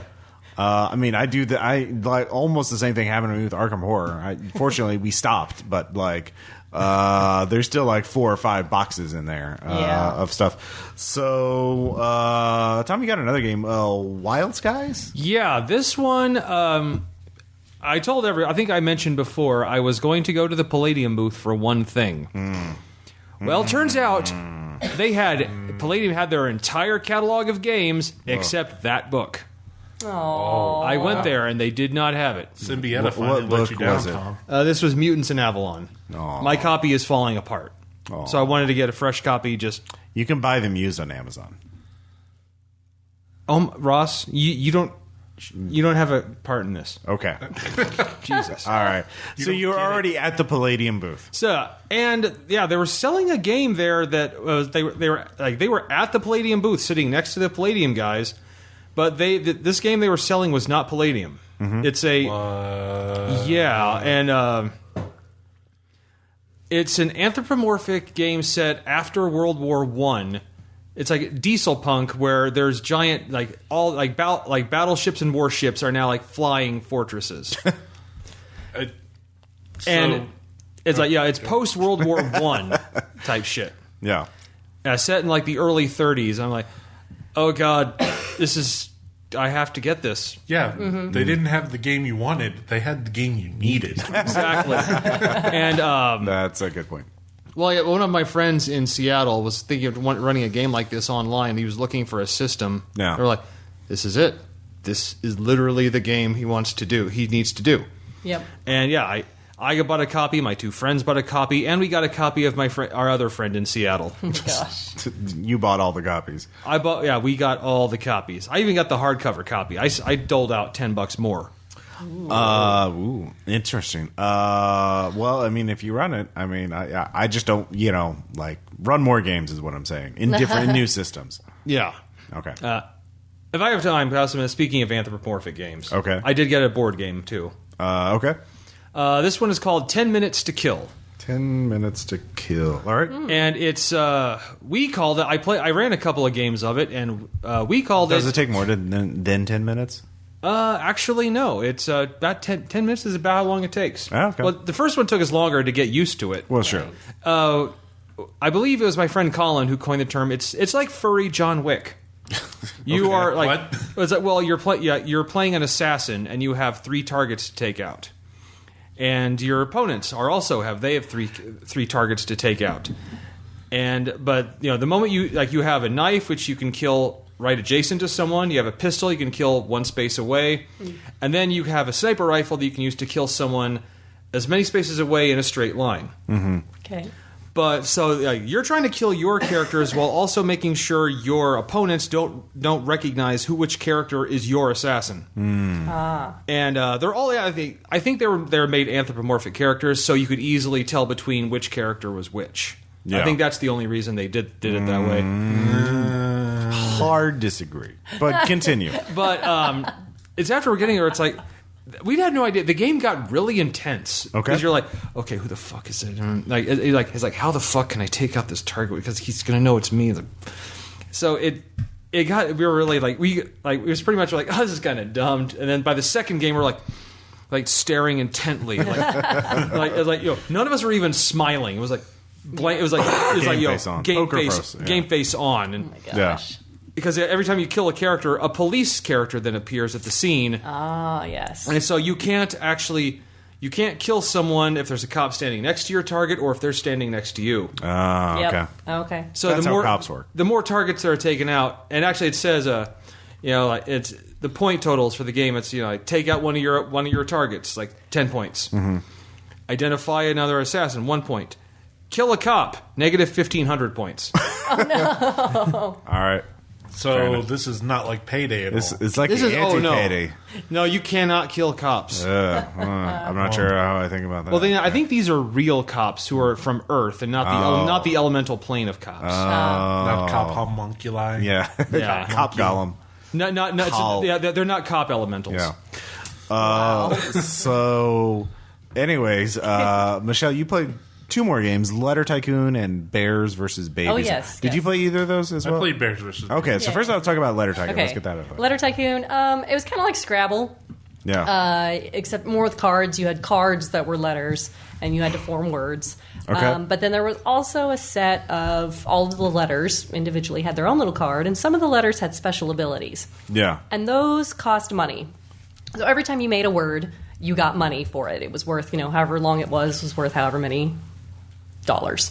And if you got so many dollars, you could purchase like a patent on a letter. So say I can't remember how much they were worth, but like say I got $5 for a word and I wanted to buy the letter J, and it only costs $2. So I go ahead and buy the letter J. Now anytime anybody uses a word that contains the letter J, I get $1 for it. Mm-hmm. And that was kind of cool. Okay. And then like some of them, like if you bought the letter X, it let you make 2 words on your turn instead of just one. So it was kind of cool. And it was fine, except the guy that I was playing with had just been in the Letter Tycoon tournament earlier that day, and so I don't know why he was playing a demo of a game that he'd already... I have to win insanely well. Yeah, that's exactly what he did. Exactly what he did. And I was just like, can you just stop for a second? I'm still trying to learn But he really the likes rules. winning. So. Yeah. Because that's Like, what in games fact- are all about. In fact, they had shirts there, I guess, that said Yeah. if you were wearing this shirt, you get an extra $1 at the end of Letter Tycoon. And Oh, he put yeah. it on to play this game. I'm like, dude, you're like $45 ahead of me. Yeah. It really But an doesn't easy matter. 46 is better. Yeah. Yeah. Man. I was just like- Did he win the tournament? No. So maybe that's why he was playing. Yeah, Because he could be. felt bad. His He ego didn't was win. shattered. Yeah. And he needed a little bit of glue to He put it needed back to together. I guess stomp so. some randos. It's like, really? Yeah. Really, dude? Did you buy the game? I did not buy the game. Okay. Ooh. I like it. Yeah. I really do. Wait, I didn't buy this one, did I? Shit. I don't recall you buying it. I don't remember. For those listening, It's entirely she turned to possible. Dan and asked him. Yeah, I mean, I might have. No, I don't think I bought this Okay. one. I think I decided against it, but it's not out of the possibility. It All right. might happen later. We'll Gen Con is a crazy time. We'll say that. I'll trust your memory. Finally, Bears versus Babies. I have not heard this game at all until you brought it up right before the show notes, and I love the title. So please tell me all again. Is it a board game or a card game? It's a card game. Card It's game. by the Oatmeal. Oh, okay. Yeah. All right. It's the game that you got out of the big bear vending machine. You can also get exploding kittens out of there. Oh, Okay. true enough. Yeah. But Bears I did versus see that. Babies. Yeah, we did see that. Yeah, that's the one we played. So Bears versus Tee-hee. Babies. It's so much fun. I don't even know how to describe the rules. It was so crazy. Okay, so you start with you're building up an animal army. Yeah. To fight against the baby armies. Fair enough. Armies. So there's the land baby army, the sea baby army, and the sky baby army. Yes. And depending on the animals that you have in play, that determines what types of baby armies they can assist with. Bears can fight against any type of baby army because bears. Right. Yeah. But you can also have things like, I forgot all the other animals. There was a bird of some kind, so clearly they could fight against And there air was a babies. rainbow Pomeranian. Oh, yes. So they were good against the land ones. Yeah. There was a beaver. I don't know. Yeah. There's some good stuff. And so you start with those, and all they have is the head. Yeah. That's the head card. And then you can attach to the head card a torso card that improves its abilities. You can also put on hats. Like Once you do. have the torsos, you can attach arms and legs. Once you have arms, they can give them tools and weapons. And so the whole point of the game is to build up your army so that way you can fight the baby armies when they get taunted or when they get provoked. The baddies Yeah. are incoming. If Right. someone provokes a baby army and you don't have enough power to overcome the baby army, all of your animals that participated in that fight die. Yes. It's the circle of life. It is. The artwork is Did you great. pick up a copy? It sounds like No. No, Oh, the line was really long. but I am Sad tempted at some face. point to get that one. okay. Well, yeah, I'm sure it'll be 'Cause- on sale. Also, though. I think we checked on Amazon, and the Amazon Prime price. Michelle, is it's lower. okay. yeah. Face waterfall. Right. Uh, Fantastic. cool. It sounds like you guys got a pretty good haul and tried a lot of new games out. Yeah. I don't know if I mentioned this. I also demoed the 4th edition for Twilight Imperium.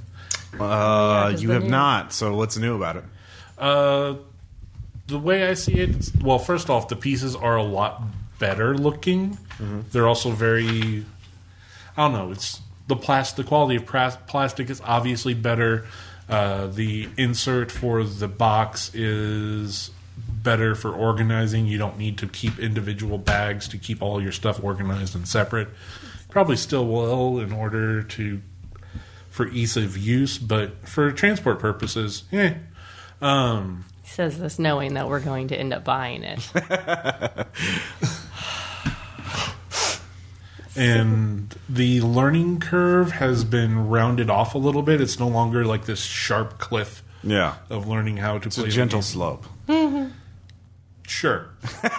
Okay. I'm trying to give you It's the bunny slope. All right. Yes. Like the most poignant example I can point out is the Tech Trees of Twilight Imperium 3rd Edition is this giant complicated web with prerequisites out the yin-yang that have prerequisites that start off on the basic technologies. Whereas in this version, you have technology cards then the prerequisites are not specific technologies. It's just a certain number of a certain color of technologies. So you don't have to memorize the entire chart. You also don't have to keep track of what buffs your technology cards give your ships, because it just tells you upgrade your carrier to carrier 2. Oh, so you just swap out the mini or whatever. Well, it's the player sheet has all of the ships and all of their stats on it. Okay.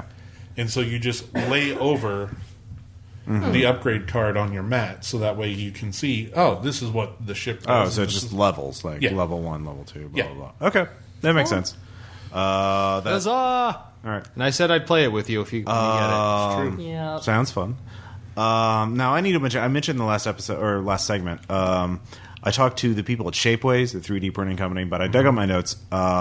So Shapeways is an interesting company because they have a lot of support for tabletop gaming now, because they have this whole directory where you can go on. People can upload their designs of whatever object they want, and then you can just order it and they'll ship it to you.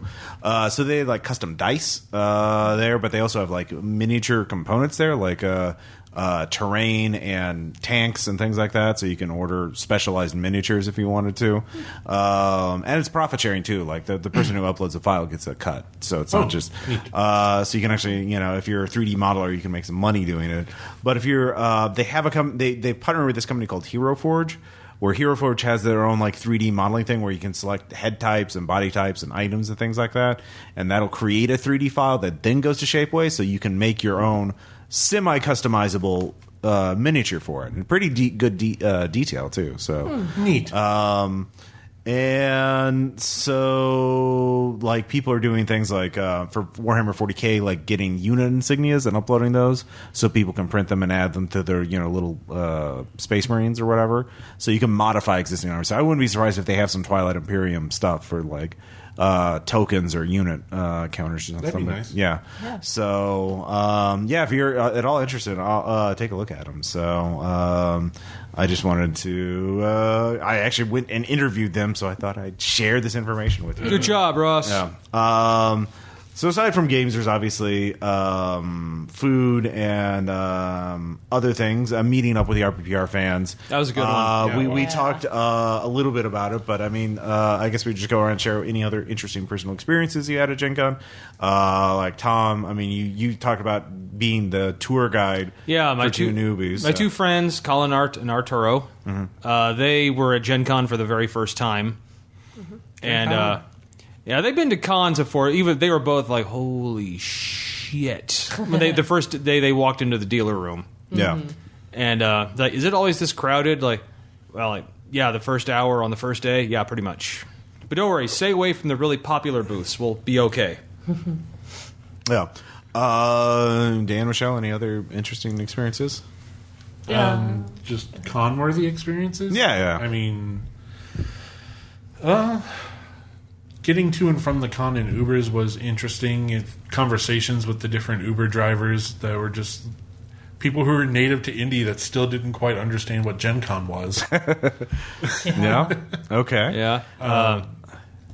Only one meal at Champs this time. Okay. Yeah. Normally, last year was like more like 5. I think the secret of Chance has gotten out. It's more busy every year at Gen Con. The one time I ate there, it wasn't that crowded. No, when we went there either, we were. I think you were there. There were 10 of I can't us. remember. We got in, and they got us right in. But it was also like 1:30, 2 o'clock. Yeah. Yeah. You have to avoid. Yeah, so maybe that's a good Gen Well, they've Con. really avoid peak restaurants at Well, they've peak also times. expanded the food trucks too. Yeah. Yes. I mean, I went to a food truck and walked right up and ordered Yeah. because I picked the only one without a line. Granite Yeah. City was good. Yeah, Granite City was good. I didn't actually get a chance to food truck this year, and I didn't get my Gen Con annual turkey leg this year. I feel bad. Oh. I mentioned. I pat your shoulder, but you're over there. Would you do that for me? No. Okay. I did mention in the other segment, but I just FYI, if you go to the beer garden, they will open your cans for you before you leave. So you can't. You have to go all the way to the brewery, Sun King Brewing, to get any cans to take home. So not that I'm resentful for having to walk a fucking mile out of my way and then Well, it's taking a because look you up. love Caleb and Spencer. I that do, much. I do, Yeah. and the Mix Six. Yeah. It's for Ross the, begrudgingly shows compassion. well, also because they've had a Sun King, especially they've had this Gen Con official beer every year, and it's a different time every year. Yeah. And I always basically ignore it. And I said, well, this time, since I work on a beer podcast, I should probably fucking pay attention to that or something. Yeah. So Yeah, it's, too bad they weren't doing it last year. The 20-sided rye was infinitely superior to this year. yeah, it has been reviewed on the Mix Six, and it did not get a 4 or 5. I'll tell you that. No, it doesn't deserve one. Yeah, it's a No. Belgian golden ale. And, Yeah. yeah. They went for it's the golden anniversary. We're going to make a golden ale. Yeah, it tastes Tastes like gold. Yeah. it tastes like you spent 50 seconds of effort on this. Hey-oh. Well, there's last year's was good. Yeah. Yay, Sun King. Yeah, 20-sided rye was amazing. Do it again. Well, we'll see what they come up with next year. Yeah. But of course there were other games that you guys played with RPPR fans. I know you played Base Raiders, right? Yeah, I played Base Raiders run by Micah. It was the Who wrote Exemplar for Base Raiders? Buy that. PDF. he was it was the Kaiju game. And I was playing Foot High Science Guy, so okay, so I'm not going to be handy in a fight here. Just saying. Yeah. Just saying. Like, I'm a 12-inch tall little amphibian guy. Yep. But a couple of them asked me, can you help us out in this fight? Like, Yeah. what am I going to do? Well, I mean, with Fate, it's whatever bullshit things you can stunt into Yeah. with aspects. Yeah, you're foot-high science guy. You could have stunted your way into here's a giant turret cannon. Yeah. No, well, when That we fires Or cannon. I'm going to whip up something that'll give him basically anti-kaiju gas, so he'll. No, he'll well, start coughing. once we got into the giant robot, I was a lot more handy Yeah. because I'm literally scuttling around inside the robot, upgrading this, making sure, fixing that. Yeah. Cool.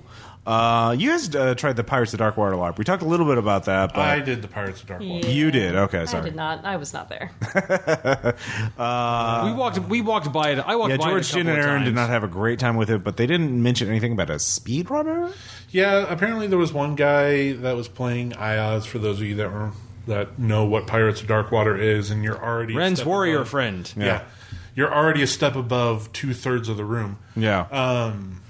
That essentially the way I didn't engage with him much, but the way he was described was that he was just going around the room doing as many things as possible, even though it doesn't make sense for him to be in so many scenes as close together at the same time.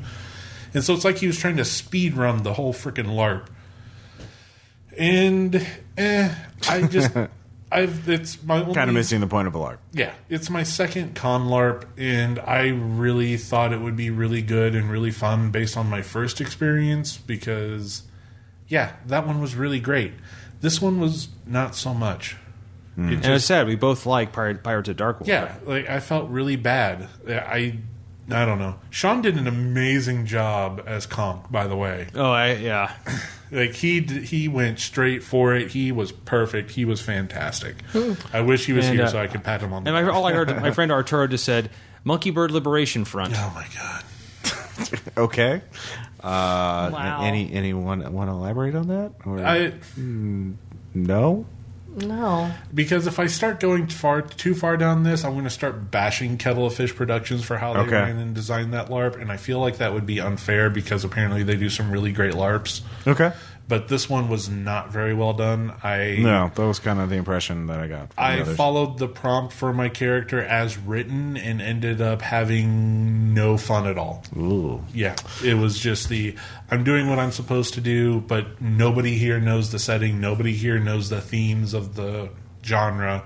Do they even know what Minga melons are? I think not. No, most of them did not, Tom. That's insane. And also it felt...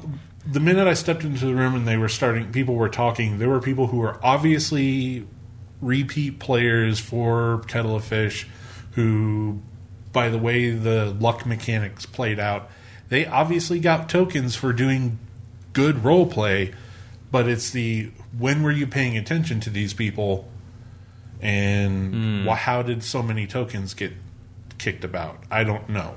All right. Yeah. Fair enough. Michelle, any other notable games from the RPPR crew or official events? Yeah. Well, while they were doing the LARP, Chris Farmer picked up Scythe. Oh, and yeah, I ended up sitting down to play that with him, and it's the type of game that I usually would not play. It had a lot of pieces and a lot of rules, and I was completely overwhelmed. Okay. But Peter was there, and he just kind of picked it up and started reading the rules, and so we were playing it, and it was really fun. We kind of got the hang of it. Cool. We didn't get to play a full game. We didn't have time for that, but we punched out all the pieces and set everything up on the board and ran through a few turns. Yeah, I think Chris wound up mailing that back to us. Yes, he did. He learned the valuable lesson that it is cheaper to just check an empty luggage bag when you're flying into Gen Con. Valuable lessons. So, yes. You can ship things back. By the way, you shared a room with him, or you were at the same hotel? Oh, yeah, we were. He was our roommate. All right. So how was that being off-site, as it were? Okay, just the fact of being off-site was fine. Okay. It was fine. We could get an Uber in the morning, and we just, scheduled it so we all left at the same time and just carpooled together and just stayed at the con all day long and brought snacks with us so we could not have to go back to the room. And that was not a problem. Okay. Essentially, for that part of it, you just, if you have a downtown hotel, just don't let yourself go to your room at all during the course of a day, and you will have an approximate feeling of what having an off-site hotel feels like. Yeah, you can't drop anything off. Right. Right. So you just plan for it. Exactly. We're just no quiet bathroom that's guaranteed to be clean. Right. So we just, I'm just like, okay, don't buy anything till the end of the day, or, just don't want to lug anything around. So not a problem. Yeah. Totally doable. The hotel itself... Oh, yeah. So you're saying the Motel 6 was not that good? The Motel 6 was a Motel 6. I've had some passable experiences with Motel 6s, and this one could have been passable. Yeah. Except for a few major things. No towels. Yeah. There were no towels. By the time you walked across the floor after getting out of the shower, your feet were already black with dirt. Ugh. Yeah. And the little card about this is the person that cleaned your room was dated for the 13th. Whoops. Yep. Let's see. They came in and stole our towels once. Yeah, they came in and took our dirty towels but did not replace them. Oops. No. The light above the bathroom sink never worked. It sounds like they were not ready for Gen Con. They were not. We talked to them a little bit, and they're just like... They just looked frantic the whole time. And we're what is happening? How did we get booked? We have a strip club in our parking lot. Why are we booked full? Why are we booked full before the strip club closes? Right? These are not hourly guests. What is happening? The what used to be an omelet shop, I believe, in the parking lot, but the several letters of that sign were missing. But now it's an Indian and American fusion restaurant. Interesting. We did not want to risk that. Yeah. Okay, that's probably but they had takeout liquor and beer sales. So. Ooh. Yeah. Tempting. Actually, I love the hotel I stayed in. Yeah. I was at the Stay Bridge, and for the first time at Gen Con, we had a hotel with a free breakfast. Ooh. Which, oh my God. Actually, I think even if I had access to a downtown hotel room, if that was available next year, I might do that again. We don't have to bring any food with us. Right. We can just go downstairs and just eat. And it wasn't just, crappy continental breakfast. Yeah. They actually had, some eggs, bacon, a waffle maker, cereal. I'm like, we're all like, oh my God, we've never done this before. This is amazing. I thoroughly love the State Bridge. Yeah. All right. Well, we'll see what kind of rooms we get in the lotto. That's what I love. Like, you never know. It's like a Gen Con hotel lottery is like a box of chocolates. You never know what the fuck you're gonna get. But chocolate boxes have the little guy. But chocolate boxes do let you know. They let you know. They do let you know. Oh my gosh. Yeah, we're gonna do better. Attendance will go down next year compared I to this. hope so. Oh yeah, well, this was the 50th. It went up Right. like 15,000 because it was Yeah. the 50th anniversary. I think there's no. Now, as I know, there were a lot of much older people there. I think who used to go in the before. Yeah. Oh, that makes sense. Okay. So a lot of So I think it'll be a little calmer. I mean, because it's Right. the 51st year. So Right. I'm an optimist. Yeah. It may still be sold out. I don't Yeah. know. Especially because did you hear that last year sold out? We better get our badges now. Yeah. Right. Or they might just lower the number of badges so they can sell out and hype that more. You know? Yeah. What? Yeah. Gen Con operating like a business. But I will say, Yeah, I've been to weird. a lot of cons, and this is still my favorite. Well, yeah. Even if you can't, you have to. Let's see. Waiting times can be crazy. You know, the whole waiting in line for things. Like you were trying to get Starfinder, you decided not to because. Well, I asked a couple of guys standing in line, just like, so how long is the wait going to be? And there's like some people seem to be like, I think I've lived my life in this line. I honestly I don't know who I am anymore. Jesus. Everyone backed up a step. And then Oops, actually, someone had a baby. we debated. babies, yeah. Was Colin and Arturo were with me, and we debated like, we could wait in line for a copy, or we could just wait a couple of weeks and then order it and have it shipped to us, Right. Right? or go to Metagames when they get copies. You're like, Yeah. Yeah. why don't we just do that? Yeah. Yeah, definitely. And we felt much happier about our decision. See, I went back and forth on the same thing about Twilight Imperium 4th Edition because, I really want this, but $150 price tag. But I really want this. But line at the Fantasy Flight booth. But I really want this. But the tickets are gone. There's one other thing I want to point out that I really loved.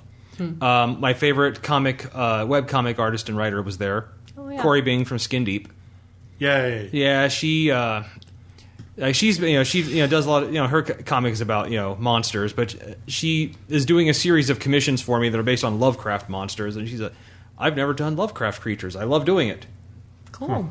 Cool. So yeah, wait, so what's this comic about, Tom? Skin Deep. It's about people turning into monsters. well, it's And more I like I it's don't see how that appeals to you at all. it's monsters hiding in the world. How Yeah. does this, Oh, okay. what got you into this? The main character was a human, but then turned into. Well, it turns out she was always a sphinx, but she just was. Yeah. Like the illusion spell was still on her, and touching a medallion canceled the spell. Uh-huh. I don't understand how my you God. meet the demographic of this weapon. I know it's some things defy comprehension. Wow. True enough. So for next year, you guys are going to be trying anything different? Honestly, God, I really want to get into an RPG. I have yet. like an I think official RP, Like an official, yeah. pay yeah. $4 to well, I think actually I'd like to. There's no a, more than $4 because I'm cheap. play. Yeah, Yeah. there's a lot of board games that like some board game tournaments I might want to do. Yeah. But I wouldn't mind trying out the Twilight Imperium. I would have been eliminated Right. very quickly. That's why we got to get 4th edition, Tom, so that way we can play it. And we can do our 80s training montage Yeah. for the game. I kind of want to see that. You can play with us. Ross. I want to see that. I don't want to participate. And then we'll also we still have to do a Puppet Land my gosh. game With all of our video puppets. with puppets. Yes, So excited for that's that. something that has to happen. So I'm Yeah. going to be busy with that. and also And you have to run Maid. No, he doesn't. I don't have to. I probably am, but that's because the patrons want it. Yeah. Okay, demand it. they Yeah. want a lot of things, Ross, but No. you don't give it to them. you don't have to be an enabler, Ross. No, Yes. no, And also, Wild Skies, I might run a 4-parter like I did Hicks and Dracones. yeah. Yeah. Well, that's probably You said you were going to try and run a lot of games this year, but But once I realized I was going to have not one but 2 people Uh-huh. with me who had never been. I don't think I besides the meetup, I think I barely laid eyes on anybody else. Yeah. Oh, yeah. You guys were kind of up on your own doing Like, stuff. we I knew was. you were at the con. We just hardly ever saw you. Occasionally, we'd run into each other like, I- oh shit, you're here too. I ran into Jeff Barber more times than I ran into you. Yeah. At the Jeff con. Barber Oh my was gosh. all over town. Yeah, We had a whole big conversation with him, didn't we? Yeah, we did. he's a I nice forgot guy. about that. He is. He is. Buy his book. This was actually one thing I didn't eat it at all at the food court at the mall. Okay. Not once. I All always right. eat there at least once. I got an A&W root beer, but I didn't technically eat any food. Okay, I did say there is a new restaurant in the mall food court. Okay. It's a waffle place. Oh, I wanted to. The waffle sandwich place. Yeah. Yeah. Gosh. Oh, we tried to place it. It wasn't the food court. It was a kiosk at the mall. Yes, Okay. they gave us a sample. Yeah. Oh, is this the? It was a cup of corn. Oh yeah. Oh my god, it was so good. But we were like, really? We're just getting corn? How was it prepared? It was Mexican style, so it had a little spice. It was like cooked corn. It was like corn. Like boiled, like kind Yeah. of corn. Yeah, Like, okay. like cooked, like off the Like in a cob. li- okay. Like you got a little cup. Okay. Like you get at school, Uh-huh. yellow Yeah, corn yeah. kernels. Yeah. Yep. Okay. And then it had like Mexican spices and cheese. So in it's it. it's like ice cream, but it's corn. But it was corn, and she's just doling it out in You're little sample cups. really excited It about was delicious. I have no idea. Yeah, like- she just said, "Now she's like, you guys want a cup of corn?" I'm just like, that sounds really weird, Yeah, but okay. yeah, okay, free food. I'm Free not gonna, food? Why not? I like. I ate it, and I almost went back. I kind of want to get the more. reaction of some of the international people who showed up and be like, "I went to America and they gave me corn for free." Yeah, right, for free. there was cheese on it. It was a greeting. Is that a traditional American greeting? Yeah. Apparently, yeah, in the For Midwest. Indiana, yeah, might Yes. as well be. Yeah, hey. Pretty much. Also, my friends got to eat at Steak and Shake for the first time. Oh my I'm sorry. God. Yeah. No, they thoroughly loved it. Mm-hmm. Well, the first time I think David was there the first time we tried that. Yeah. Yeah, Well, David and I did make our annual pilgrimage to the White Castle. that's true. And now that you guys did that, I love that we didn't have to do that this year. Everyone else did. Those who wanted to go went. Yes. Yes. That's why we do it. Yeah. And you know what? Any crime witnessed or anything? no, not this time. Okay. Though All right. I will say, yeah, Although they did have a sign up that says, please limit your eating time at the tables to 20 minutes. Fair enough. Yeah. It's their rules. I'm not going to argue. Yeah. I don't want to be in a White Castle that long now. Right. I think that's You feel dirty? on both sides. It's not that I feel. I objectively am dirtier when I go into a White Castle. Yeah. It's a White Castle. And you know what? And I no longer have any illusions about okay. White And you know Castle. what? I know you said you mentioned it in the first part, but Yeah. the van was awesome. Yeah. That my was God. Yeah. Definitely a good decision. even the naysayers of the group afterwards said, "Yeah, that was really good." Yeah, good time. definitely. We'll have to see how many people Oh. go before we figure out how to travel logistics. But I think, Yeah, already getting did the getting the math. con, getting the con credit. Yeah, I think was you not told me. Awesome. Oh, you got Concrete? Oh my god, Yeah. so sick. We got it so bad. Oh god. No, I I got a bad. little bit. I did not. Yeah, I'm sorry. no, sore throat cough. Well, it's because yeah. you quarantined yourself with your two friends. You didn't interact Right. with anyone Every else. time it seemed like every time I walked into the dealer room, I'd walk past someone and round a corner, and then I'd hear this "achoo" and just Yeah. like big. I'm like, oh, That's probably me. I sneezed a lot. It was real bad. Like, Yeah. I went to work on Tuesday, and my supervisor took one look at me. And he's like, "You're going into your office and you're shutting the door." Yes, sir. And I was Fair like, enough. How Yeah. How long before I put in the good faith effort that I can go home and use sick time? And he's like, "I'll let you know." What do you have left to do today? This, and that. Get that done and go home. Yeah. Nice. Yep. So next year, a lot of vitamin C. Yeah, we didn't do that this year. I We- know. Oh, we yeah. Oh, actually, screwed up. I did. Yeah. I had the free That's breakfast. I had right. orange juice Oh, every see, morning. Yeah. the AB Like, my immune system was tempered by OJ, control and the hypothesis. Yeah, Yep. something See, there we around go. there. or maybe it was the Fruit Loops. I don't know. Probably Good. was the Fruit Loops. Probably. Yeah, because nothing. Then there's natural. Any disease is No. driven off. So, any final thoughts on Gen Con this year? I mean, Gen Con? It gets better every year. It gets better. Every year it gets It better. does. yeah, and if you're listening to this, you had. And my two friends are coming again. Okay. Nice. I think a bunch of us are going next year. So It's going to be. It's like We're gonna have like 15 people our going legion next keeps year. growing. Yes. Yeah. I think we've kind of stalled on our group's growth, though. We had less people this year than well, because it was later. Yeah. Yeah, I mean that's yeah. It's early. It's going to be earlier next Yeah. year. Yeah. Next year the school people can go. Yeah. And the year after that, it's in late July. Whoa. Oh, that's right. Yeah. So we'll see. Cool. Well, this has been our Gen Con wrap-up. Gen Con! Wrap up. We couldn't get every single person involved talking about it. We'll try and get them in future episodes, talk about any useful anecdotes, because I do want to get Sean's min-maxing power gaming But anecdotes apparently on the there, crud hit him hard. So we'll catch you guys next time. Latest. And thanks for your support. Gen Con. Gen Con!